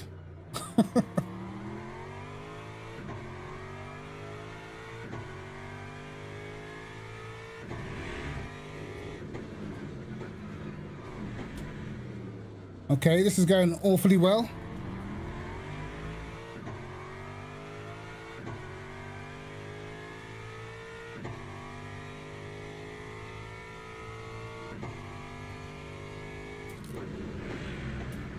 Looks like we'll have to do it on the next lap.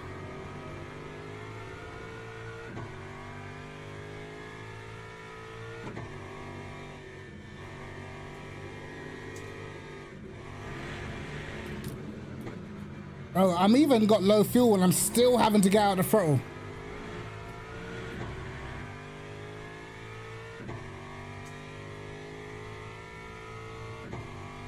This setup is actually abysmal.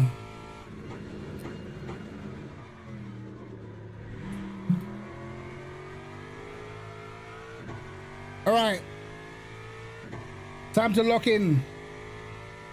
Yeah, F1 talk later, F1 talk later. We'll do it later. Let me just bang out a lap quick.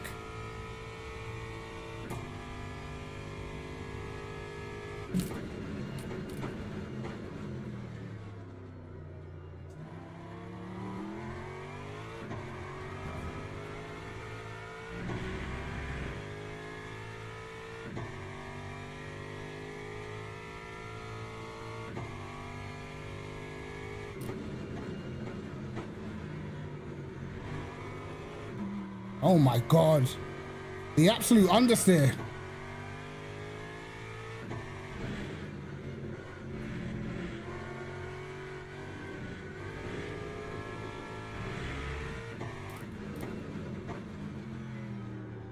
This understeer is unhealthy, I hope you know.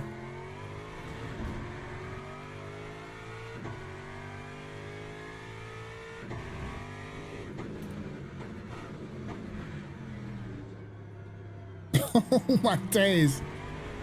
Bro, it's actually funny how much understeer I have.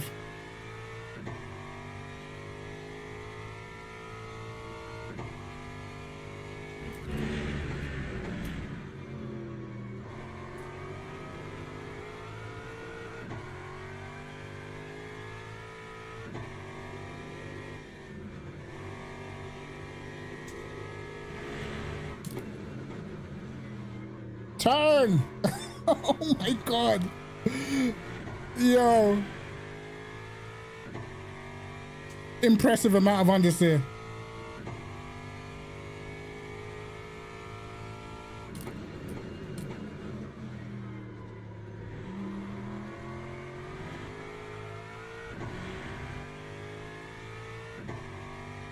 All right.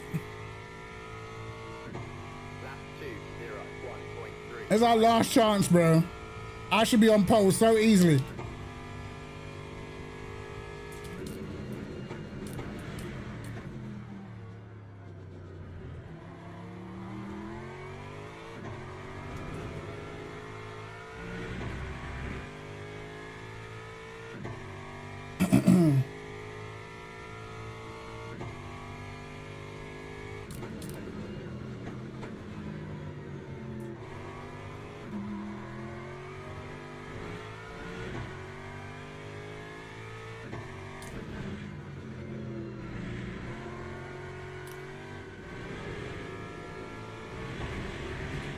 You're kidding me, no. Oh, it went green. Happy days.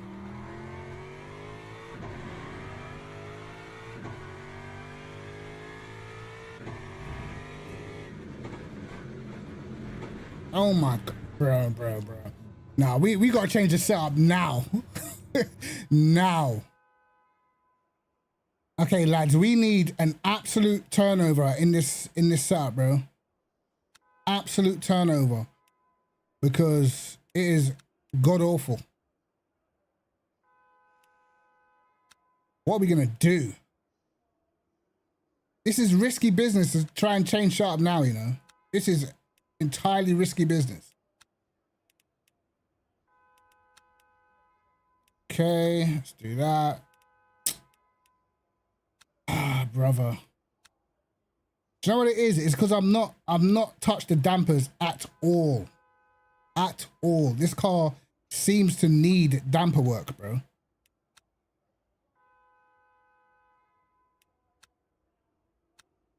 Right. It is what it is. I'm gonna start off with 95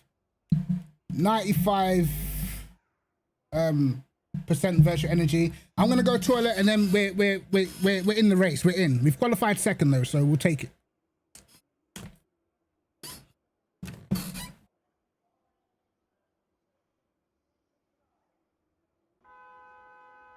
Teams and drivers go to the grid for a race start.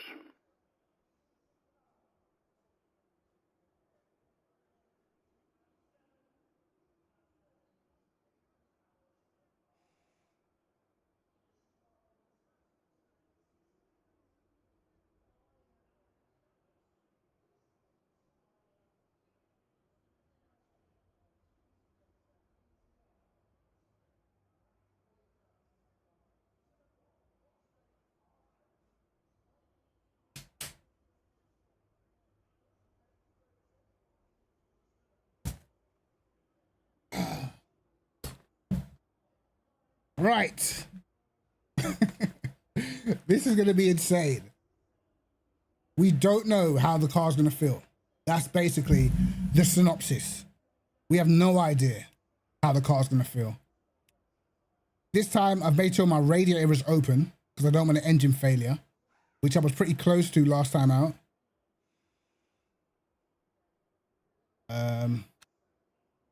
Last minute changes. Man, I reckon we're good. Oh, lads, I'm scared. I'm scared. I am on the front row.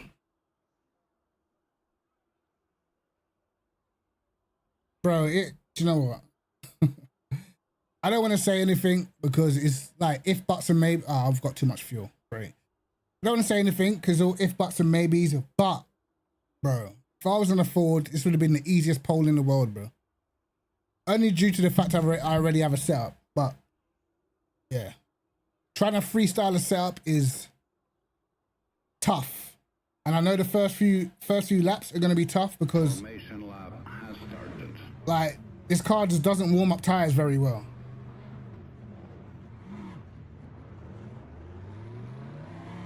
Hey, I like that math. I like that math, JR.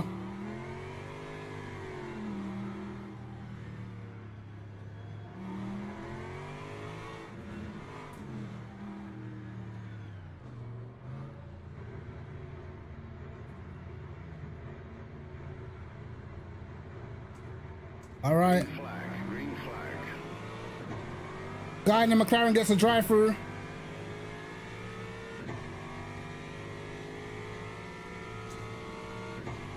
And we've got similar downforce levels, it looks like.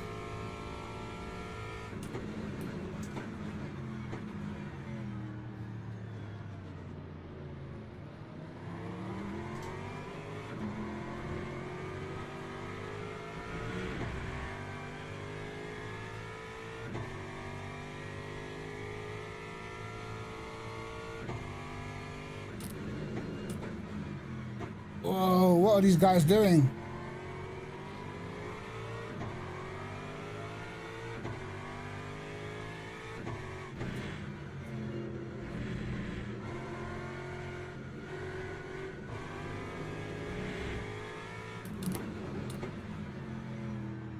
I'm just letting these guys go because they're the dangerous ones.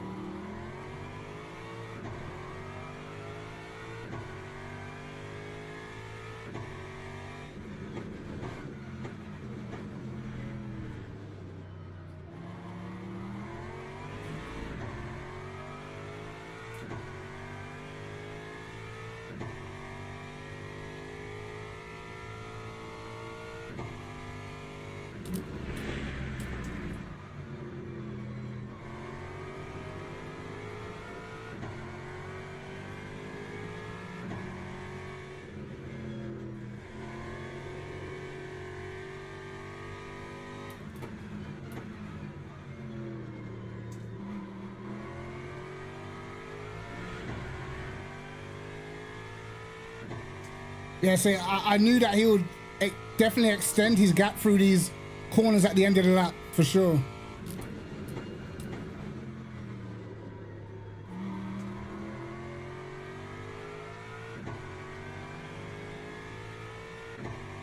Yo, I don't know what these guys are doing, bro. Time 2:12.41.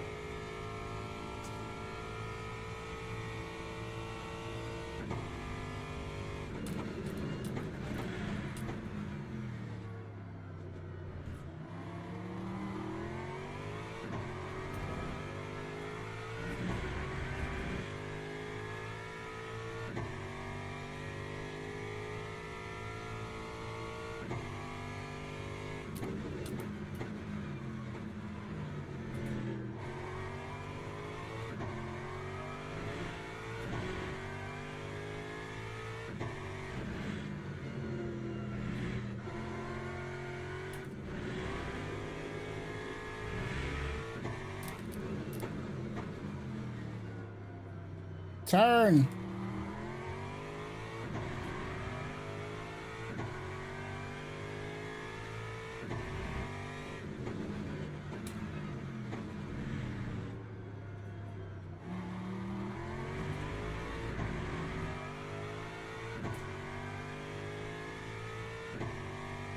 Look at my tires, still cool.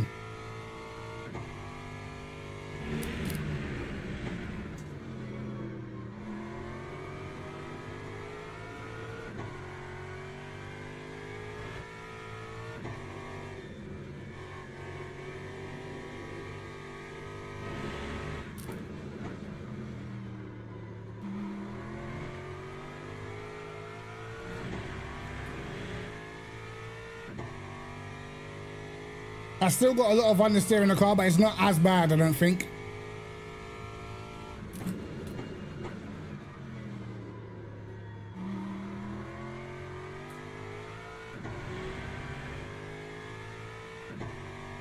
Right, we're gonna have to see what this guy's tire wear's like. That time was a 2:02.09.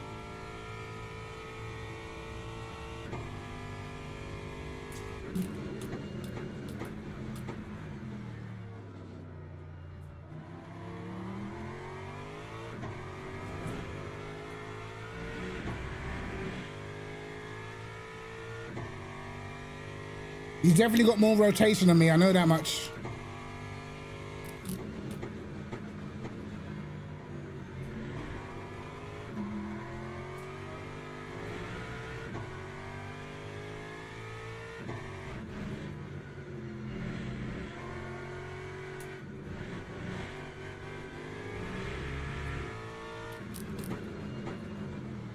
That wasn't good.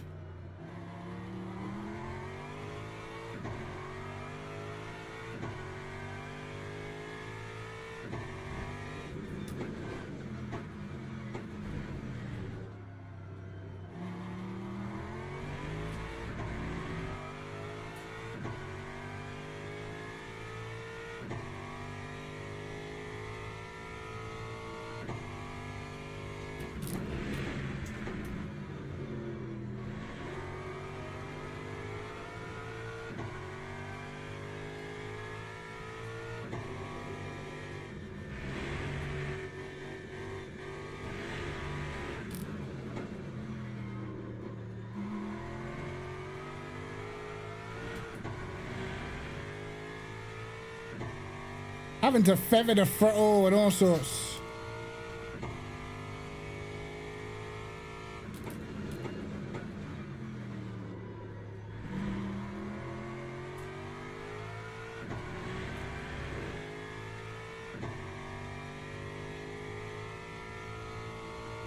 Lap 2:02.07.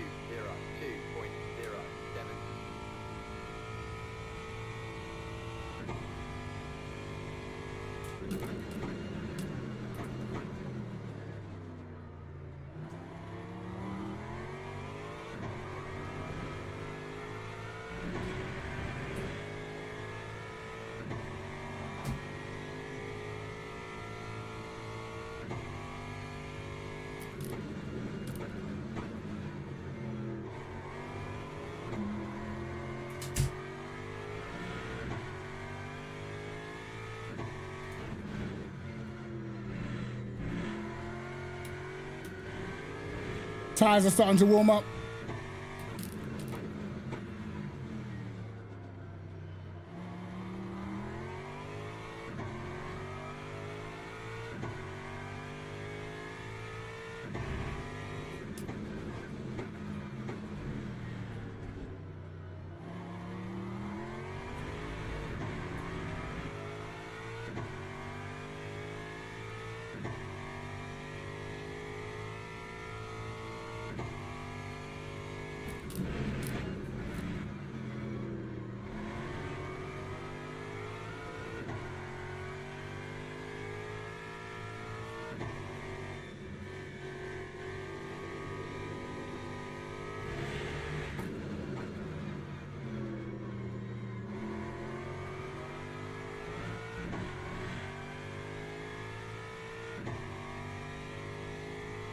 Cheers, Gerald.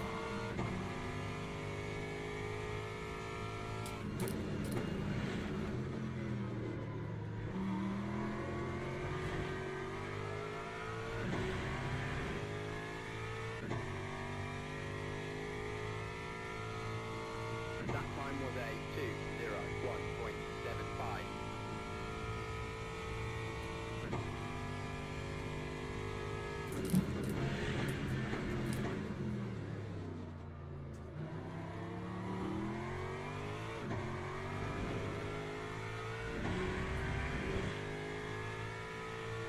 I'm gonna see what his tire wear is saying in this race.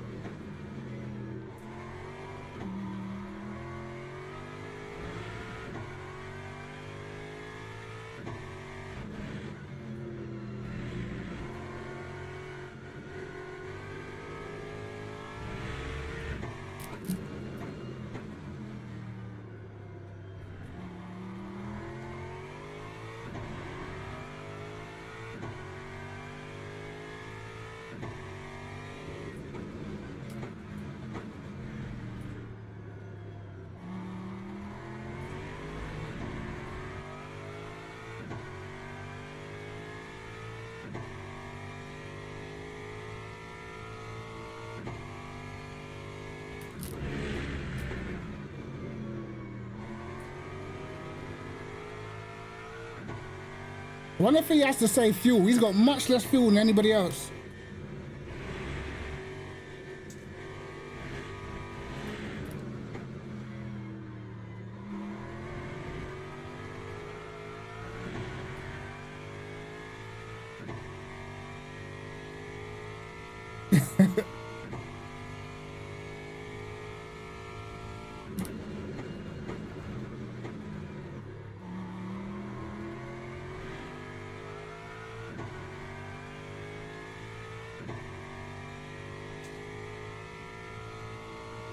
That time was a 2:01.8. His pace is falling off already.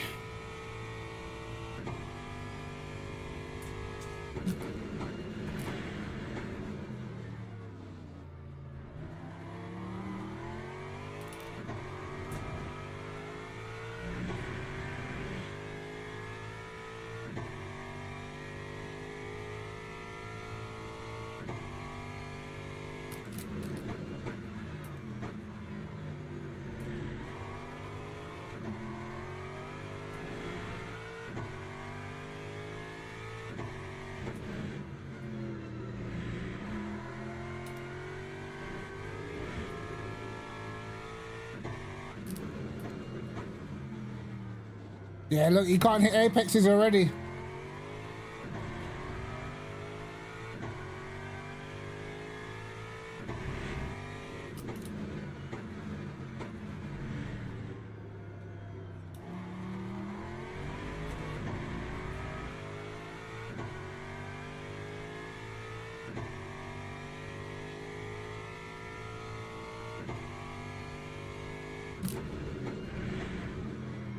I even reckon he's tight on virtual energy, you know.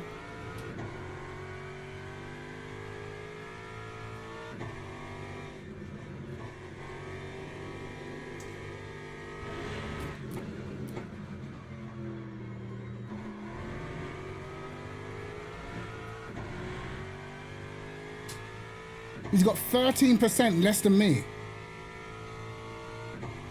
That is tight.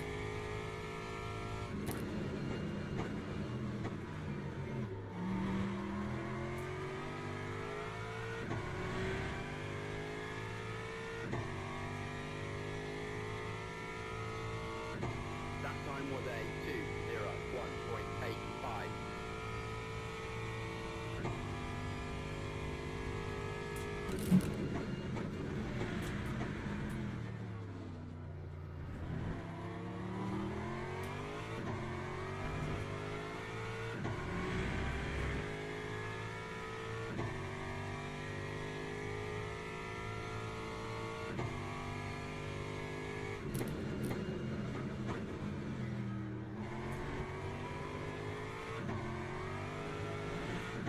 Probably gonna get mad understeer now.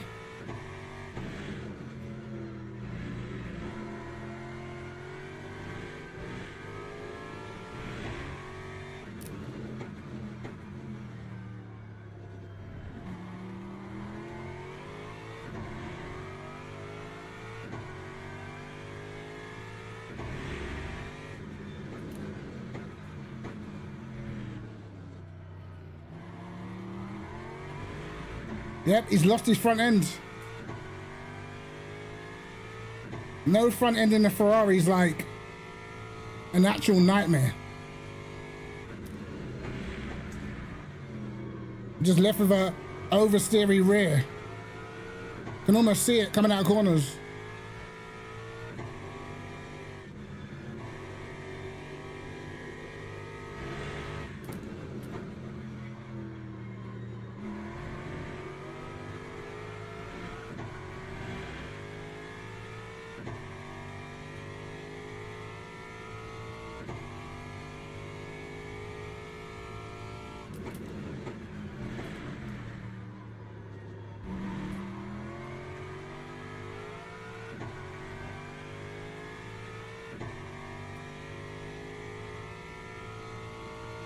That time was a 2:02.03.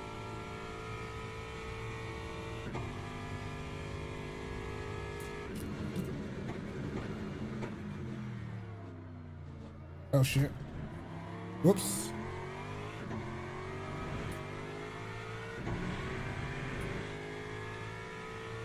Got that totally wrong.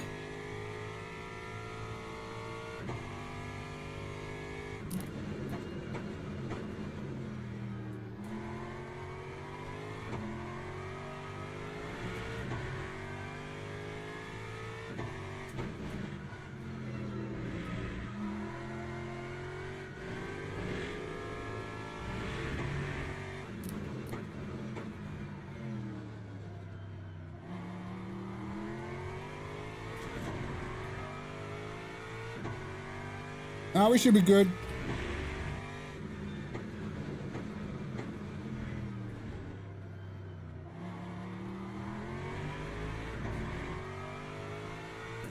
Got the hypers coming through now.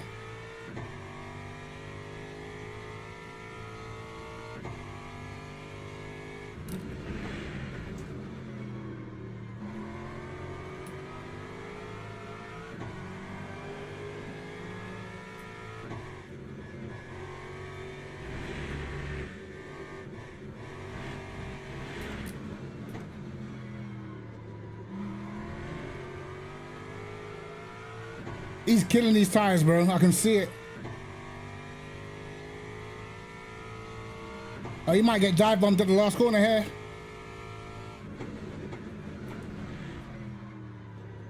Yep.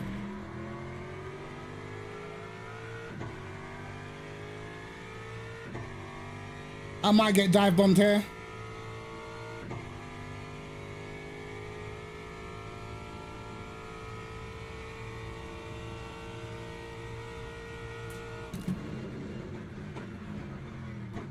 Ah, he's good, he's good.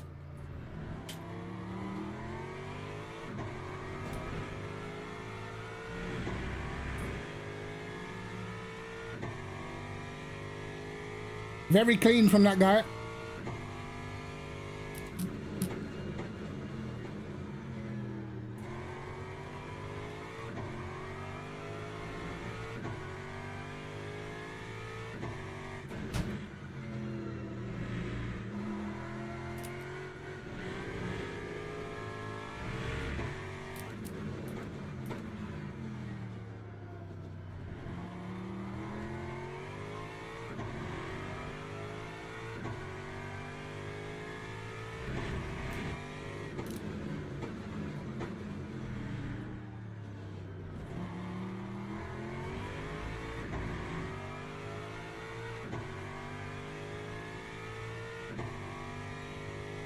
All right, hurry up, hurry up, hurry up.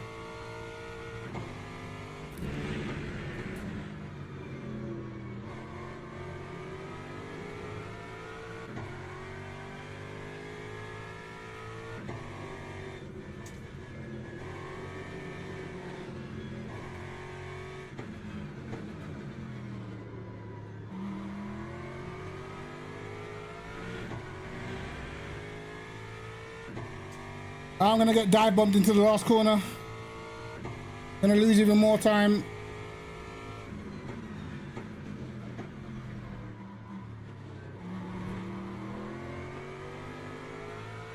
It's always the way, bro. Always the way.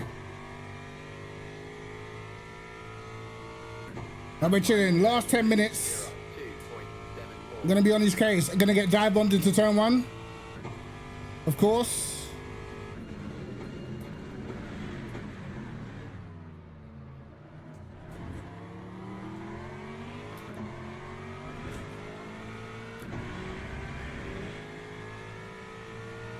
Would anyone care to dive bomb him?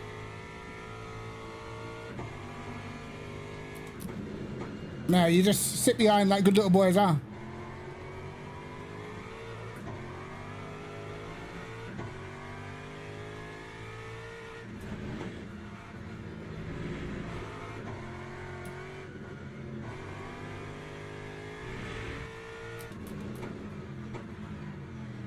It is always, always the way.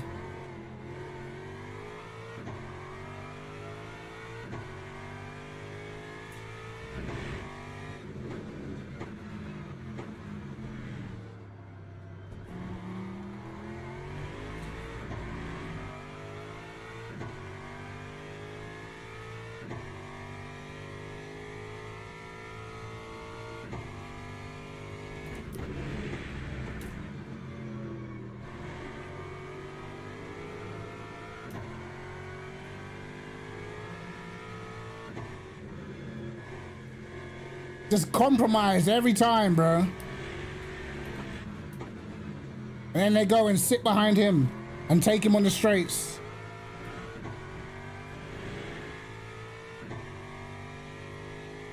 It's so jarring, bro.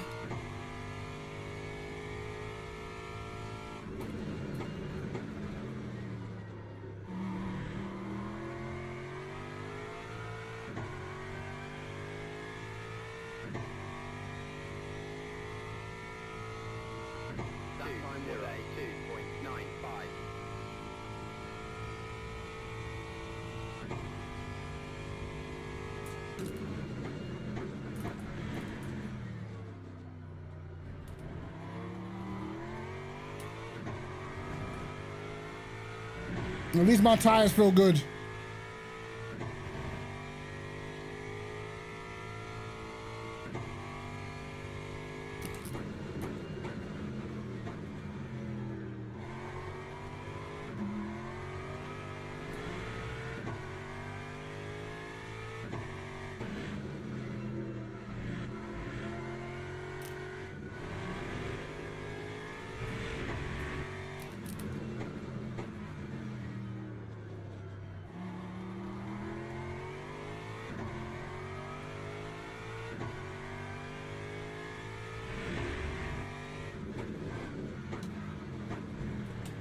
Oops.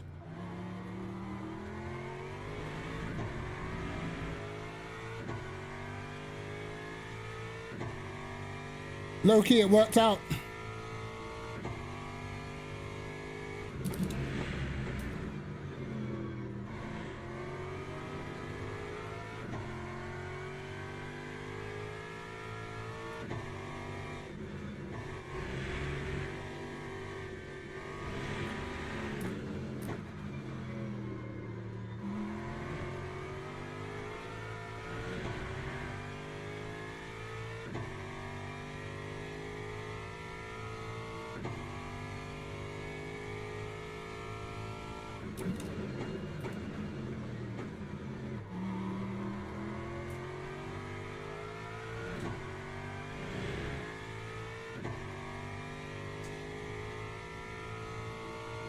Lap 201.92.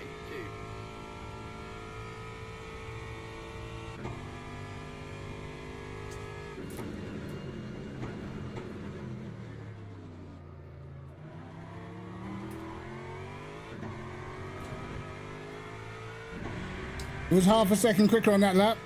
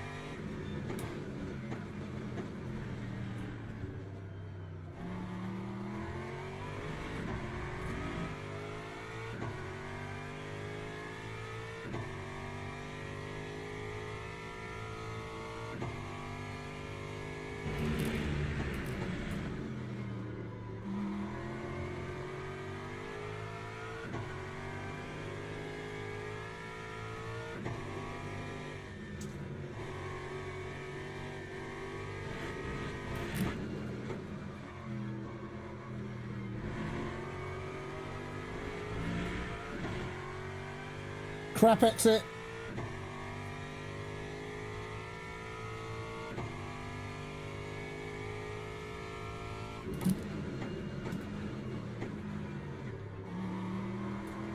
Crap last corner again.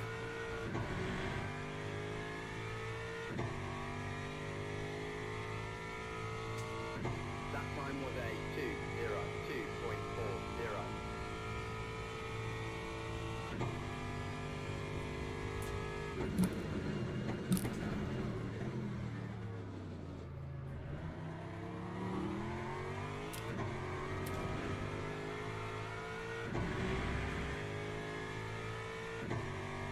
Hurry up and get past me, please.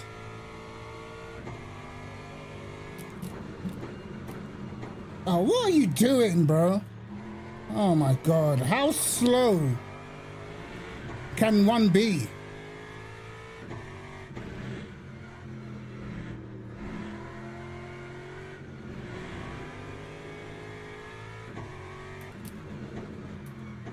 Please explain what you're doing, please.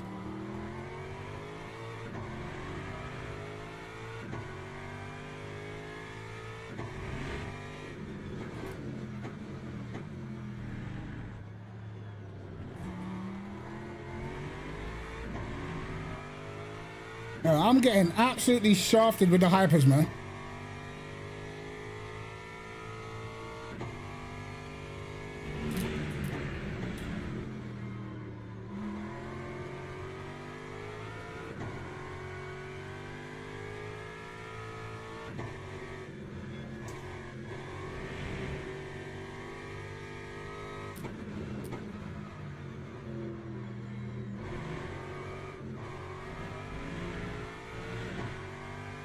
Understeer.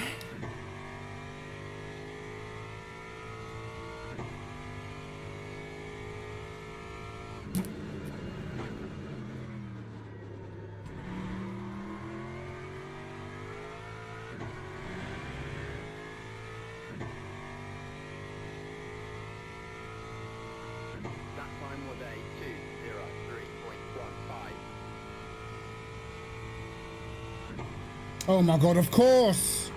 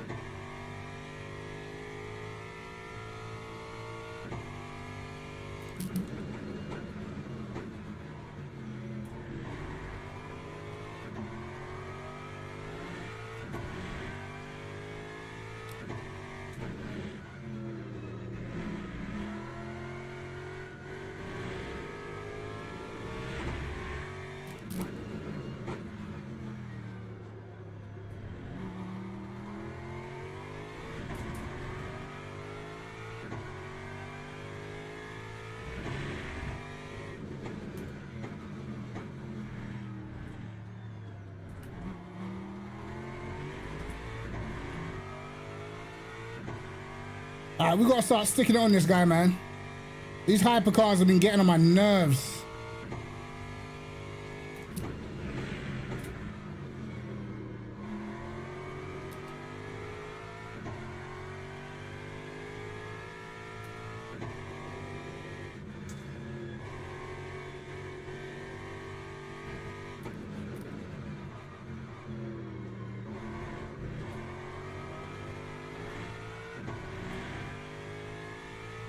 Every time I get close, there's a hypercar in the way. Every time.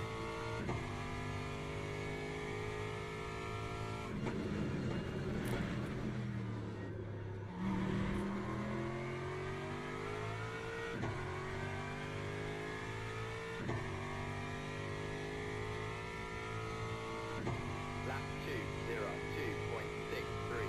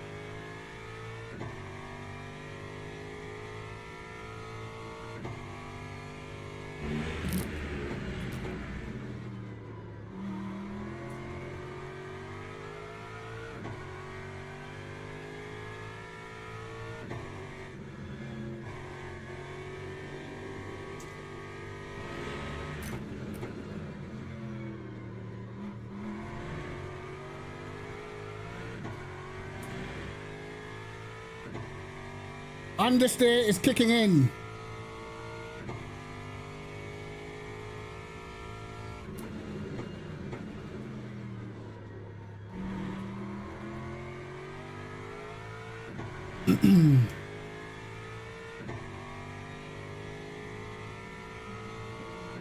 Lap 2:02.50.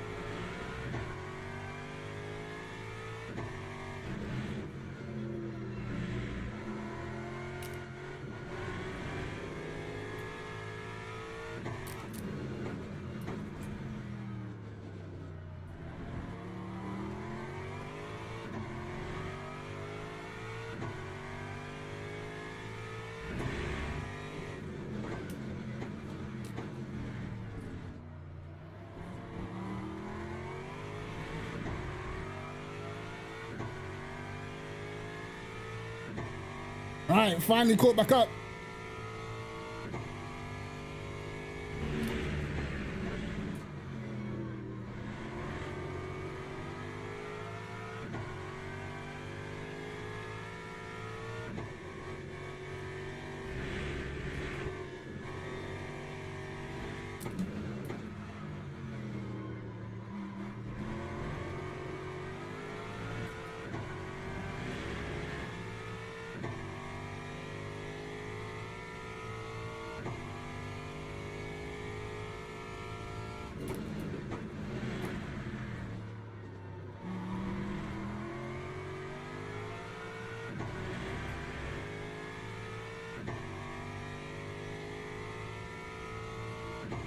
Lap 2:02.20.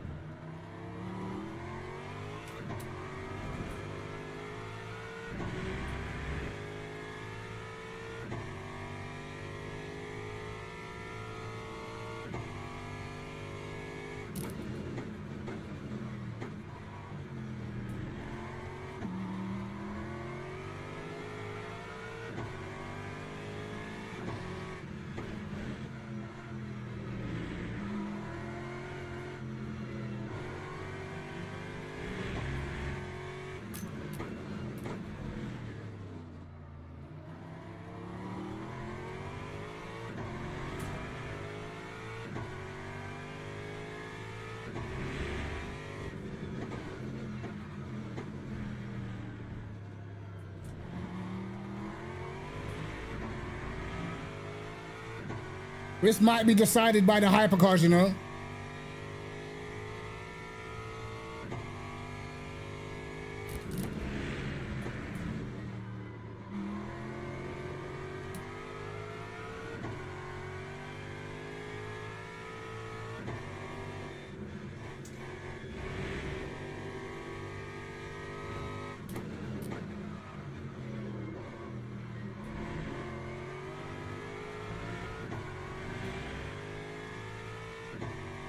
Because these lot, there's 3 of them coming, and they're probably coming towards turn 1.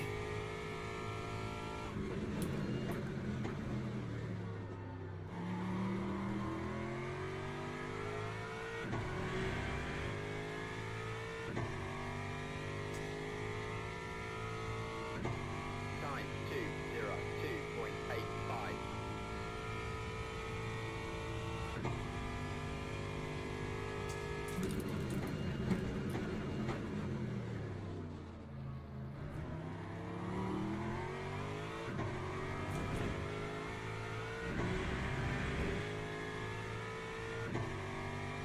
Hurry up, hurry up.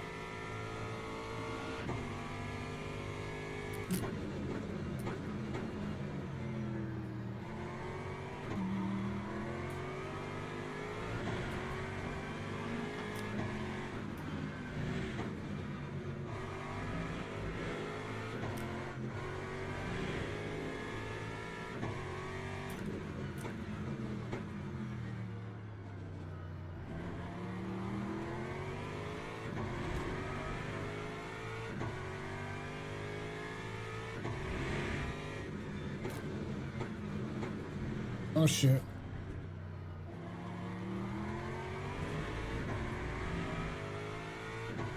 We got more hypers coming still.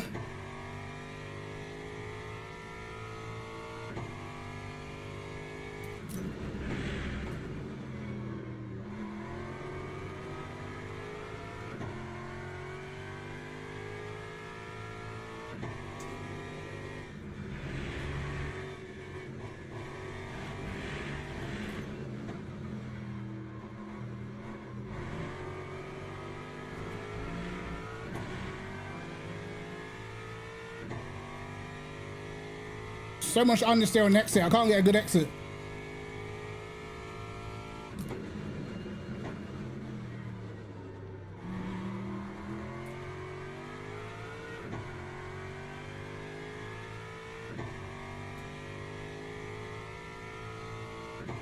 Lap 2:02.97.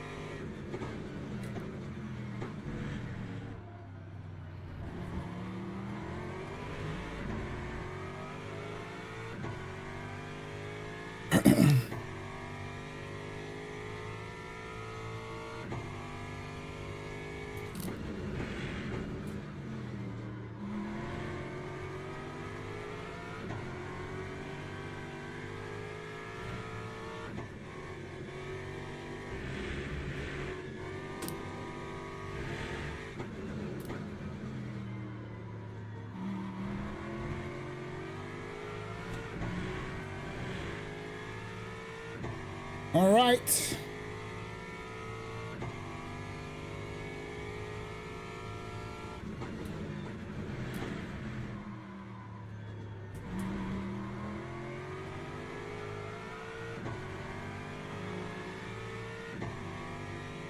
Okay, no more hypercars for a while. Time 2:02.51.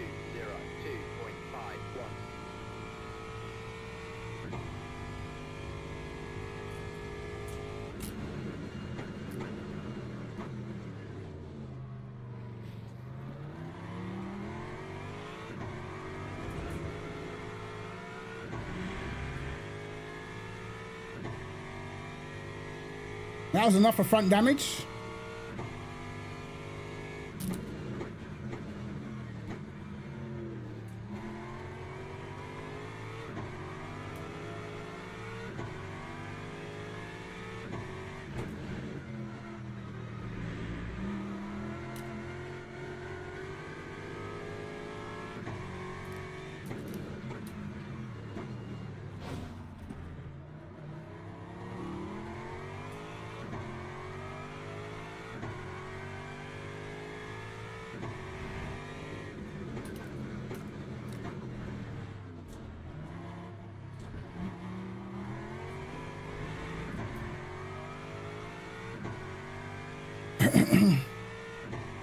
It gets like this sometimes, lads.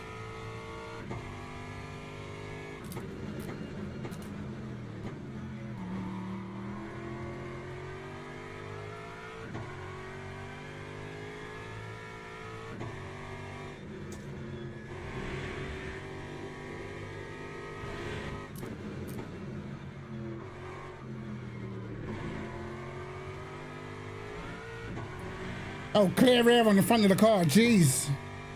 Is that what it feels like? I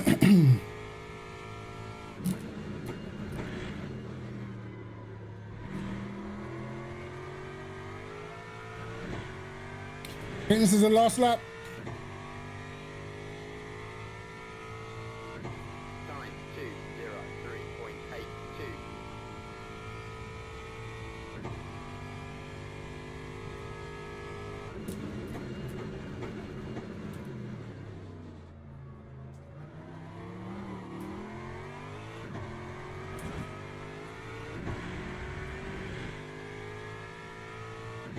Forgot to put the TC slip back up to 6.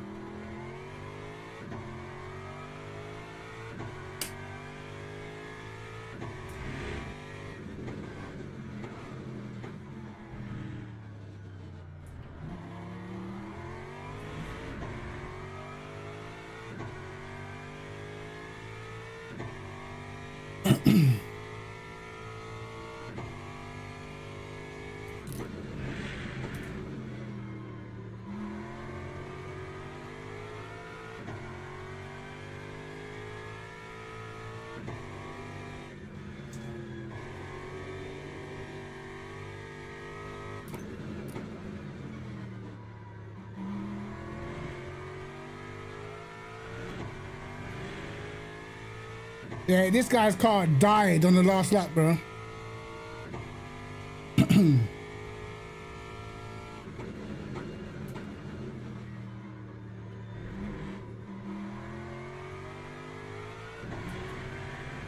Oh, he would have lost it anyway. Look at his virtual energy. He's almost out. Yeah, he's fuel saving, bro. I knew it was tight. He had 13% less energy than me, bro. 13% less energy. Dang. Right, it's Jova. It's Jova.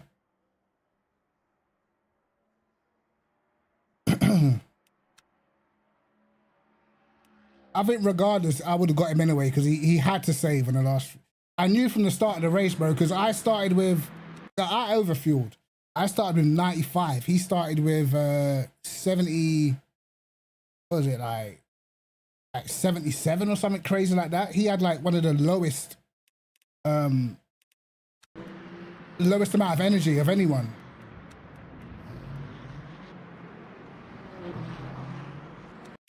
Like, to me, yeah, I think the virtual energy, it's important to get it spot on when you're doing pit stops. That was kind of on both of us because I was braking in a straight line, but he turned in like I wasn't there. He's going to take the normal apex there, you know. But I'm already there, brother. Cheers, Mike. I knew the dive bomb was coming, bro. I knew the dive bomb was coming. But I know if you dive bomb here, it's very hard to make the corner.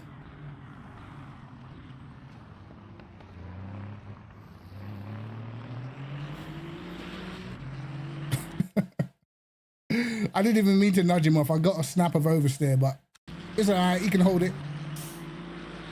He can hold it, mate. I even went down to first gear just to park it on the apex, bro.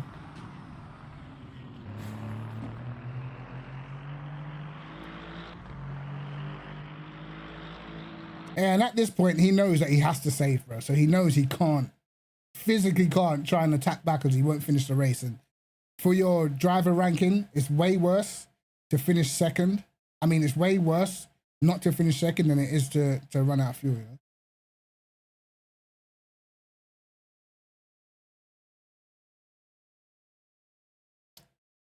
Dirty block.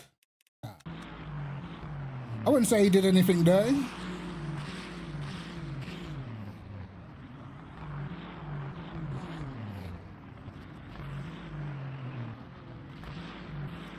You having a laugh? Dirty block. I'm on a dirty block. He turned in well early. Look how early this guy turns in.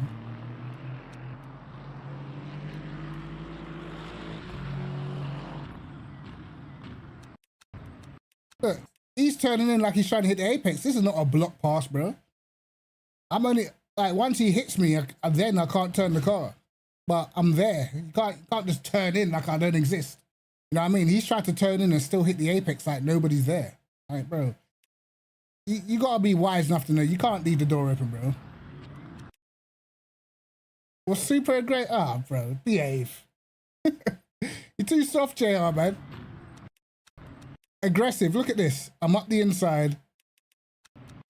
Where's he turning to? Tell me where he's turning to, bro. Like, if you leave the door open, you can't just close it as soon as you want to take the corner. Like, you having a laugh? I mean, he's left the door open. He's allowed me to get on the inside, but then he wants to turn in. It's too late for that, man.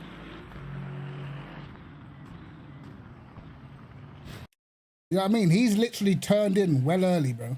Like If there's two cars there, you can't turn in like no one's on the inside. It don't make any sense. But he can see me on his relative, I know he can. But on this game, because people know you can door bang, so you can turn in on people and still race. And he knows this. You know what I mean? I mean, he, like, everyone on this game knows that you can turn in on people. And a lot of the time, you'll be the one that comes out on top. Because normally, the guy on the inside spins. It's a known thing on Le Mans Ultimate, bro. And that's why people do it. A lot of the time, you throw it down the inside, and they will just turn in. Because 9 times out of 10, it's not them that gets binned, it's you. Like, for instance, I'll leave the door open here. If I just turn across him, that's not like, you know what I mean?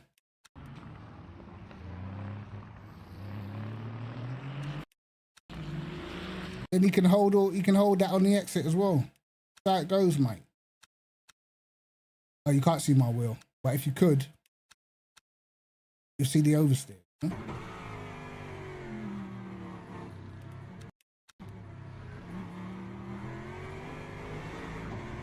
I mean, that's how it is, bro. That's how it is. You can't, bro, listen. I don't know. Now we can talk F1, innit? Now we can talk F1 because all this being super kind to people on track, I don't know where it comes from, mate. I generally don't know where it comes from. All this niceties, like, bro, people think that this is like some new thing. This has never been a thing in racing. You've watched British touring cars. I know you have. You know what I mean? Like, you must have seen videos of Senna. You must have seen Schumacher, bro. All this nice stuff, bruv. Like, what are we doing? You know what I mean? If he would have been in second place and I was in first and I left the door open, he would have chucked it up the inside, 110%. Tier 1 example. Bro. Listen, man. You watch any kind of elite racing, bro. Do you think they're saying, there you go, after you? No chance. You have to have a ruthless streak, bro. You know what I mean? You heard the term good guys finish where? Last. Valtteri Bottas, example. He was so nice at Mercedes, the nice guy, the guy that would give the position up, give up the win, give you all the space on track. And then when he left Mercedes, not one single top team wanted that guy. There's a reason, mate. If you haven't got the dog in you, you'll just never last at the top. Simple. That's how it goes, mate. People think being nice on track is a skill. It's not. It's a weakness. You know what I mean? Like, it's like whenever I used to play ACC, I knew the guys who you could send it on and the guys you couldn't. You know what I mean? And that's the difference. If people know that you're like soft and a weak touch on track, they'll just send you because they know you're not going to do shit about it. You know what I mean? You're not going to get a penalty because you did a bit of a block pass. What? You kept it on track. You never went off. What's the issue? That's what I'm like, exactly. Norris, for example, fast driver, good, but he is soft. And because he's soft, people know this, bro. Like, notice that, like, for instance, Max Verstappen never races Charles Leclerc the way that he races Norris. You know why? Because Leclerc won't have it, bro. You know what I mean? Now we've seen Piastri won't have it. Norris, he's soft. So he knows he can get over on Norris easy, bro. And that's, like, I'm telling you, that shit is a weakness. It doesn't matter what motorsport you're involved in, whether it's sim racing, MotoGP. If you are soft, you will get destroyed, mate. Best rider in MotoGP, Marc Marquez. Not only is he good, but he is ruthless, mate. Absolutely ruthless. You know what I mean? You got to be like the champions. They're ruthless, as far as I'm concerned. I mean, like, what is all this?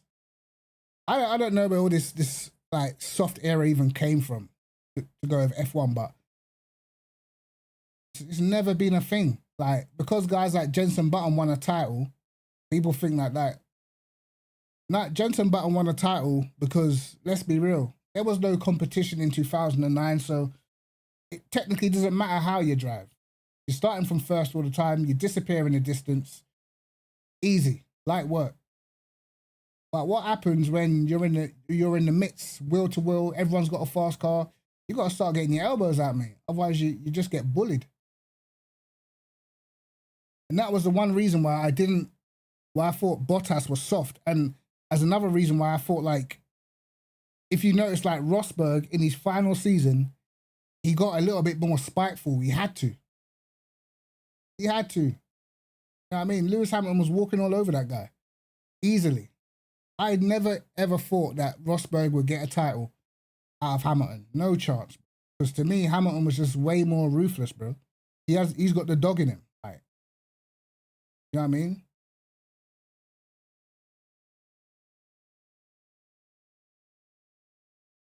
Yeah, bro, to me, like, guys like Jenson Button, he's a good driver.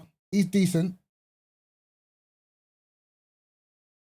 Yeah, like, that's like, for instance, like, F1 to me, yeah, is more, it's not based on, you know, your championships and you won this championship and you won that. To me, F1 is based on what you're able to do when you don't have all the cards laid out for you, bro. Because, like, I'll say there's probably 5 drivers on the grid that wouldn't win a championship if you gave them a dominant car. The rest of them would win a championship, bro. That simple. They may not win it as dominant as some other guys, but I'm telling you, they would win a championship. If Jacques Villeneuve can win a championship, half this grid can win a championship.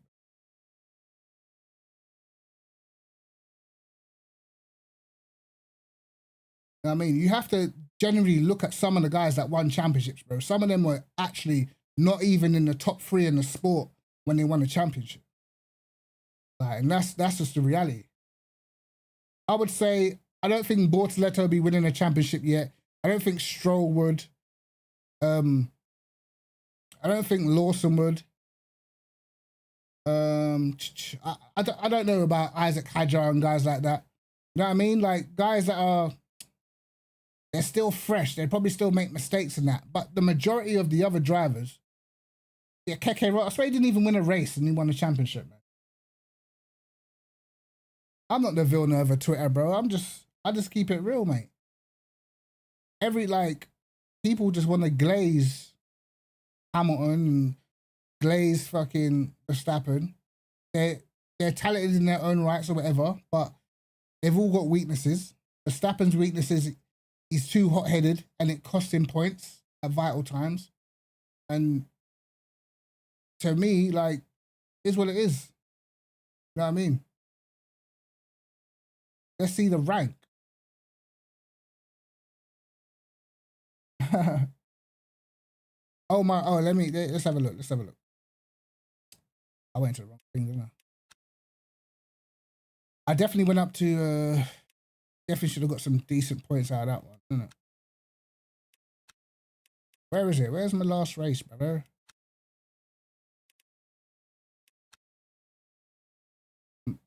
Bro, I'm dumb. I've forgotten where to go. I got Eubank, honestly, to be honest.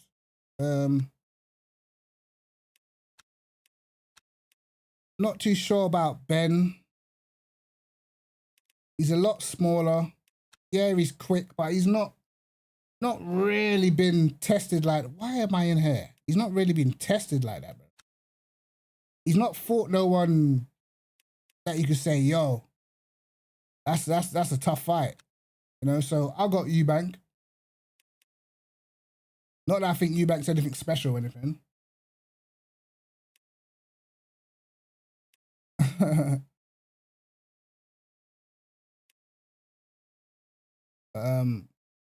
Bro, where's my results?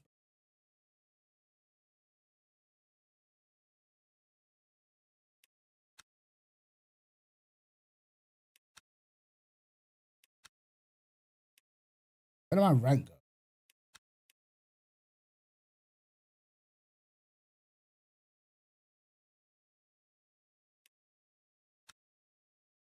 How much should I get for that then? +6. So basically, I made back what I lost. let you get my take. Russell's been good. He's been solid, bro. He's been very good. Like, even like Russell, if he had a car advantage, would win a title. You know, it's like, it doesn't mean that he's the best, but he would win a title if he had a car advantage. But Russell's a very, very good driver. He's actually underrated.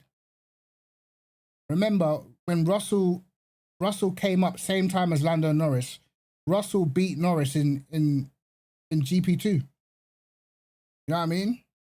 So I rate Russell higher than I rate Norris. He's very, very fast, isn't it? Very fast.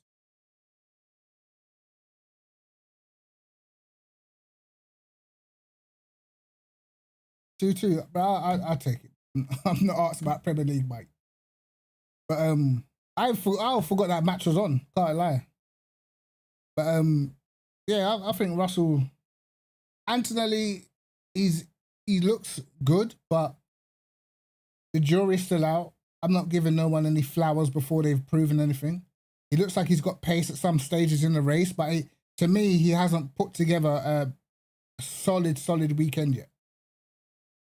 You know what I mean? Obviously, he came with a lot of hype, but I watched Antonelli in F2, and obviously, Prema, they just didn't have their stuff together. You know, they didn't have the setup right with those cars because they just weren't great. But to me, Antonelli, to me, wasn't a massive standout, any different to like Ollie Behrman. You know what I mean? Like, I think they're very close in ability. Like, because like, for instance, when Charles Leclerc first came into F1, there were certain things that he did that you knew that this guy was a class act. There was one race, I think it was at Brazil, when it started raining and everyone had to jump onto inters, and Leclerc stayed out for an extra lap in the wet on dry tires, and still he was the only person on the whole grid that improved his time, bro. Like, I was like, yeah, he's got it, mate. He's got it. Think about it. This guy took pole positions in 2021 in that Ferrari, bro. Like, Leclerc is rapid. Think about that. He got a pole in 2021 ahead of Max Verstappen and Lewis Hamilton in a year where the Red Bull and the Mercedes were well clear of the rest of the field, bro. He got 2 in a row, Monaco and Baku, in a car that was down on power. You got to respect it, mate. That is a beast. Look at 2019. Obviously, I know their engine was dodgy, but still, what was it, Spa? He out-qualified everyone by like 7 tenths. Out-qualified Vettel by like 8 tenths. Bro, insane. The guy's a monster.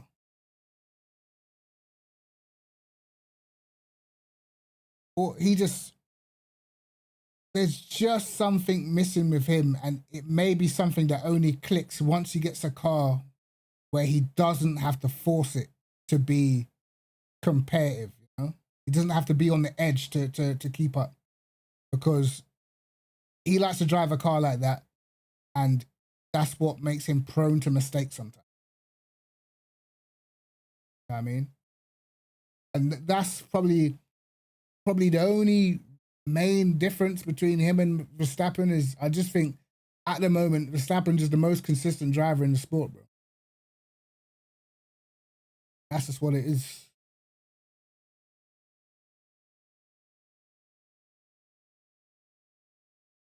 Lando's got a car to win, but he's also got a teammate that's equally just as talented. So that now you have you have pressure, because you know, when you lose to your teammate, that's the ultimate, like, there's no more pressure than that, bro.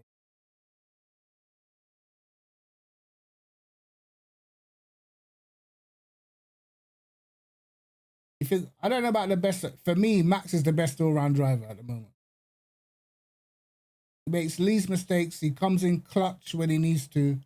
And I know if Red Bull managed to max out the car and it's like the same speed as the McLaren, he win this championship easy, bro. I'll be real. Charles Leclerc's only downfall is he is prone to a mistake or two. You know? That's his only downfall. He is prone to a mistake or two. In my opinion. And I love Charles, but that's his, like, if I'm thinking like who's the best, you know, like if I had to, like, if my life had to depend on it, who's gonna win you a championship without fail, who's gonna be good round after round after round, not make mistakes, whether it's raining, whether it's like wet, dry quali, you know, I would put my money on Verstappen over Leclerc, because I feel like with Leclerc, he, for instance, like in races, he doesn't take his own initiative sometimes. You know what I mean? Like, he won't do what science would do, where science would call the strategy himself. He will depend on the team, and then shit will go wrong, and then his race gets messed up. You know what I mean? That's where I feel like he's like lacking a little bit. But in terms of speed and ability, he's right up there, mate. I mean, that's my opinion anyway. That's my take on like most of the drivers. Right? A lot of them have got speed, bro. You got to think there's not a big difference in speed between the top guys in the sport, but it's the other factors that come into play. Mainly your consistency and your ability to be at 100% of the time. You know, so I don't know, man. But right now, the top three drivers this season is Piastri, Leclerc, and Max for me. You know, it's close. Russell, like a close third. But, you know, like the fact that Max has stuck it on pole twice, I think puts him in front of Russell.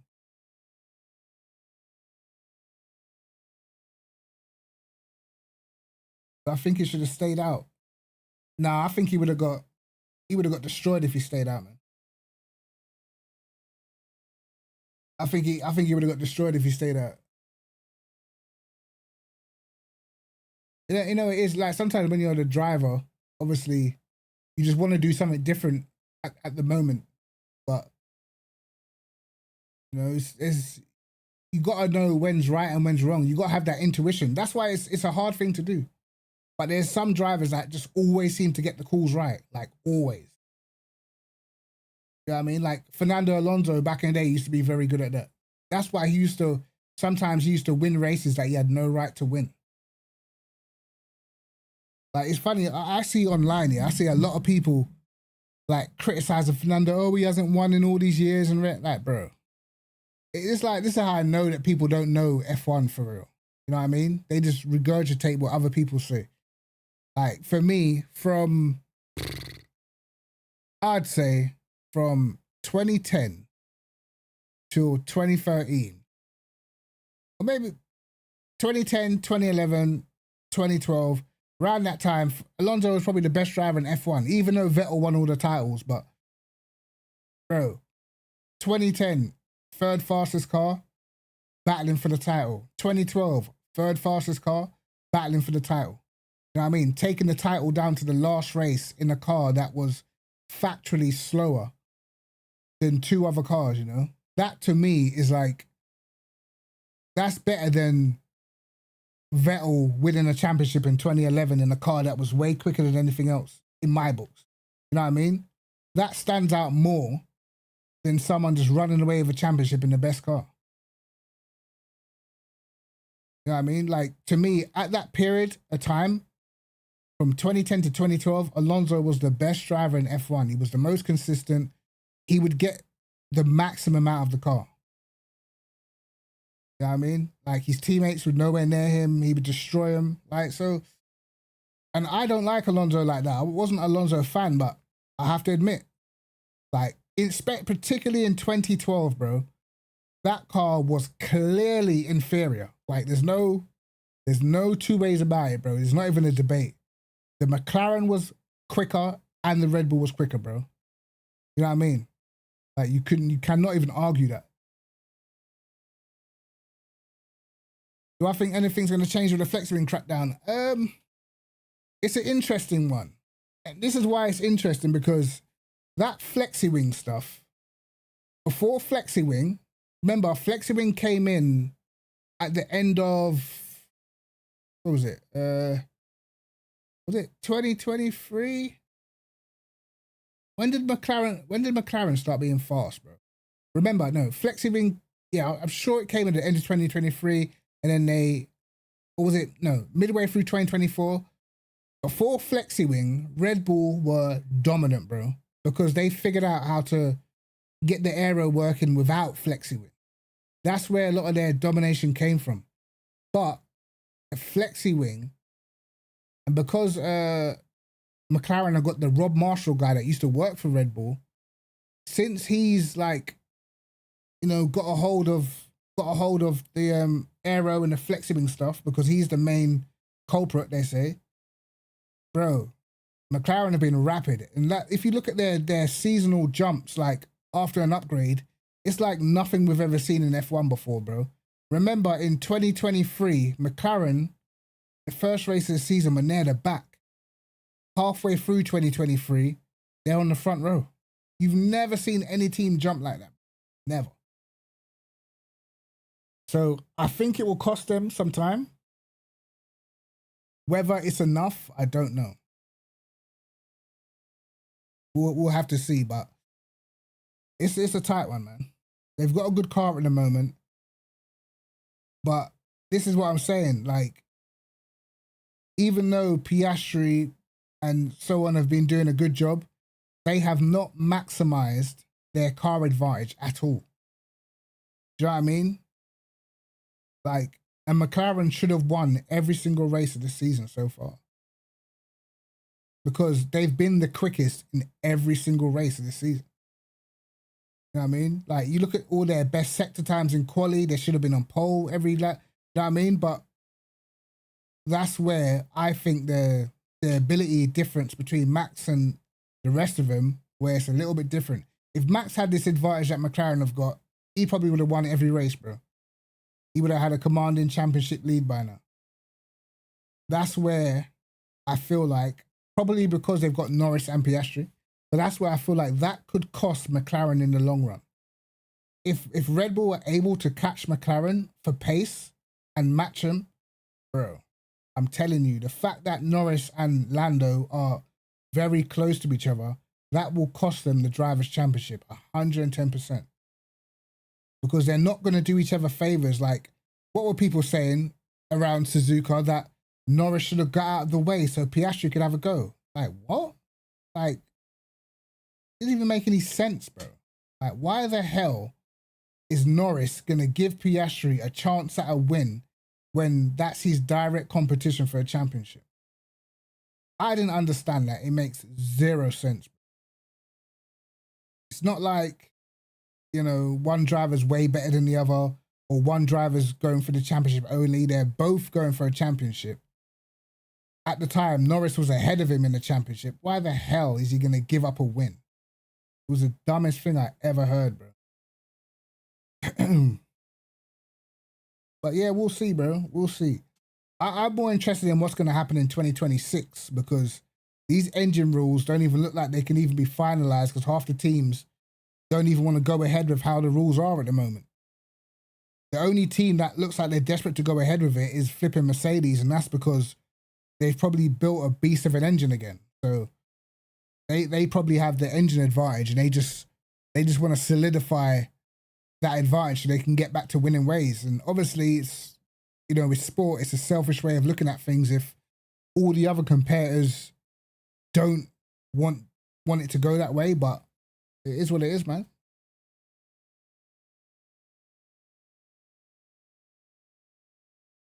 We'll see. We'll see what happens, man. I'll be interested to see, like, what all the Hamilton fans will say if he's... Personally, like, I watched F1 enough to know. I already know the tracks where Hamilton's going to struggle, where he's going to struggle against Leclerc. I know Leclerc's strong tracks. I know Hamilton's weak tracks. You know what I mean? So I already know. I knew that he would be poor at Jeddah. I knew it because he's been poor at Jeddah the whole entire time we've gone to ground effect cars. He's probably going to be slow at Miami as well because he always normally gets beaten at Miami by his teammate as well. You know what I mean? So he's probably going to struggle at Miami. I know he'll probably struggle at Monaco for sure. He'll probably struggle at Baku because Charles Leclerc is an absolute demon around Baku. For me, what's interesting is going to be whether Hamilton's able to get to grips with the car at tracks like Silverstone, Canada, you know, tracks where he's really good, like Austin, stuff like that. But if he gets like heavily beaten around those tracks, bro, telling you, bro, I can at least say this. You can come back to this video in 2026, bro.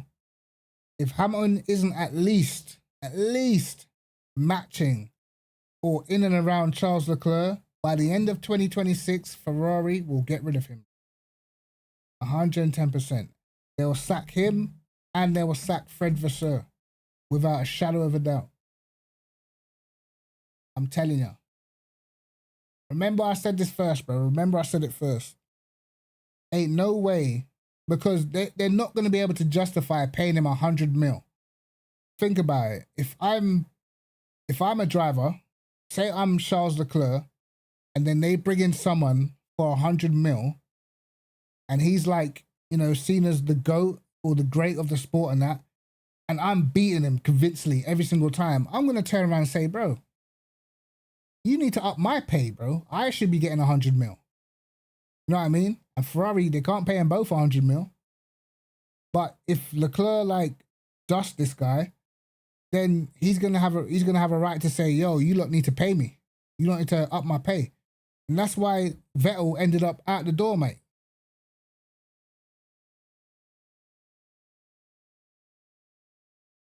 Yeah, like, because to me, the issue to me with Hamilton is, bro, he just doesn't gel with these cars, bro. People say, no, he's just not used to this, he's just not used to that, bro. It's got nothing to do with solely being used to the car. We've literally seen him since 22. He's had what? Since 2022, how many races we had? Like 60 plus races, bro. How many standout performances has he had in 60 plus races? When you consider his previous career. And obviously, I'm not talking about you have to win. You don't have to win. But Charles Leclerc's not winning right now, but we can see he's having standout performances where he's very good. Russell's not winning right now, but he's having standout performances where he's very good. You know what I mean? How many truly standout performances since 2022 has Lewis had? Not that many, because his driving style does not work with these cars, bro. And it's not just him. The same thing happened with Daniel Ricciardo. He also was a guy that liked to extremely late on the brakes. And at a point, Daniel Ricciardo was rapid. You know what I mean? But his driving style never ever worked for ground effect cars. And that's why he was just getting smoked. The only difference is that he didn't get any grace. No one ever said, oh, maybe, maybe he just doesn't suit the cars. Everyone just said Daniel Ricciardo's just washed. You know what I mean? That's all that happened to him. But I believe a lot of those guys that have that sort of driving style, they probably don't even enjoy driving these cars. I mean, look at Vettel. He kind of retired kind of early. When you consider, like, he's not as old as a Hamilton or whatever, But if you look, like, a lot of these former generation drivers or whatever, they're not that good in this generation of car. They're not standouts in this generation of car. And this is why young drivers will always have the advantage, because young drivers are always far more adaptable. Just in life, like, this is how it goes, bro. Look at all these guys like Ollie Behrman, and these guys can literally just, last year, Science had his appendix out, Ollie Behrman just jump in the car straight away, get points. You know what I mean? Without having no build up, no nothing. They can just boom, jump straight in the car, easy. Yeah, and that's it. Like, even I think Kevin Magnussen had said that you know, like the way how they used to take corners, because you know some people like they might U a corner, but some people they like to V a corner, that go in deep, rotate the car, harden the power out. Kevin Magnussen said that the whole V corner thing in these cars, it doesn't work. It's like a thing of the past. Guys like Daniel Ricciardo and Hamilton are guys that their style was to V corners.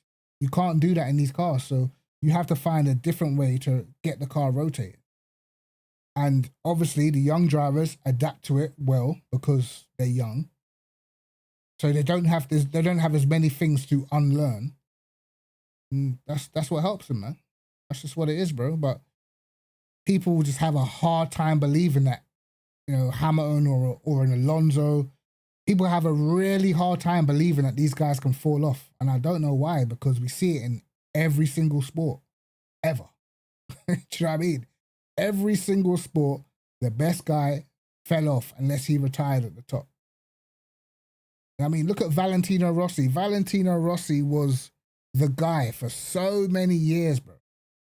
But then the younger generation came in, Jorge Lorenzo, Marc Marquez came in, bro. And it was over.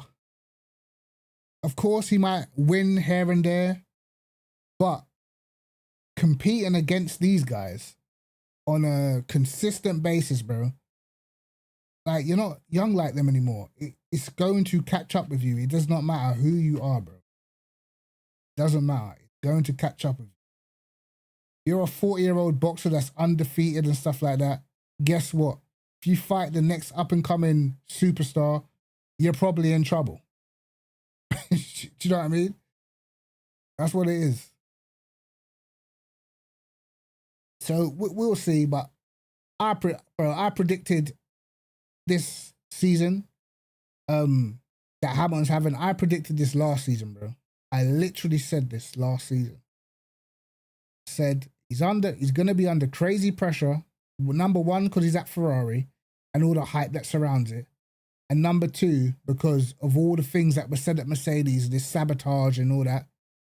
So you got to prove all of that wrong.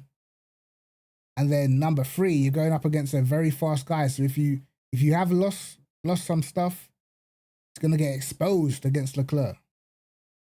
I predicted this, bro. I predict 2026 for you guys too. You know what I mean? I don't think Hamilton's going to enjoy those cars. I don't think Alonso's going to enjoy those cars. And I think it's going to be a wrap by the end of 2026, mate. He may still sign for another team, but those 2026 cars, to be honest, those 2026 cars look crap anyway, bro. They look awful. I mean, I wouldn't even want to drive those 2026 cars. They seem to be awful. Active aero and fuck, you know. Absolute bollocks. Energy that might be topping out before the end of the straight. You go from a 1,000 horsepower to 500. Like, what are we doing, bro? Apparently, Max was saying, like, when they did an early simulation run on the 2026 cars, that they were running out of energy before the end of the straight. He ended up having to shift down, bro, on the straight because they're running out of energy. Like, what? Like, what are they doing, bro? Absolutely insane. But yeah, we'll see how it goes though, lads. We'll see. We'll see. But as I said before, lads, I've got to start. I did have a little practice server up earlier today. But definitely I want to start putting up some servers for you guys, bro. Woke F1 cars. They're absolutely garbage, bro. Absolutely rubbish.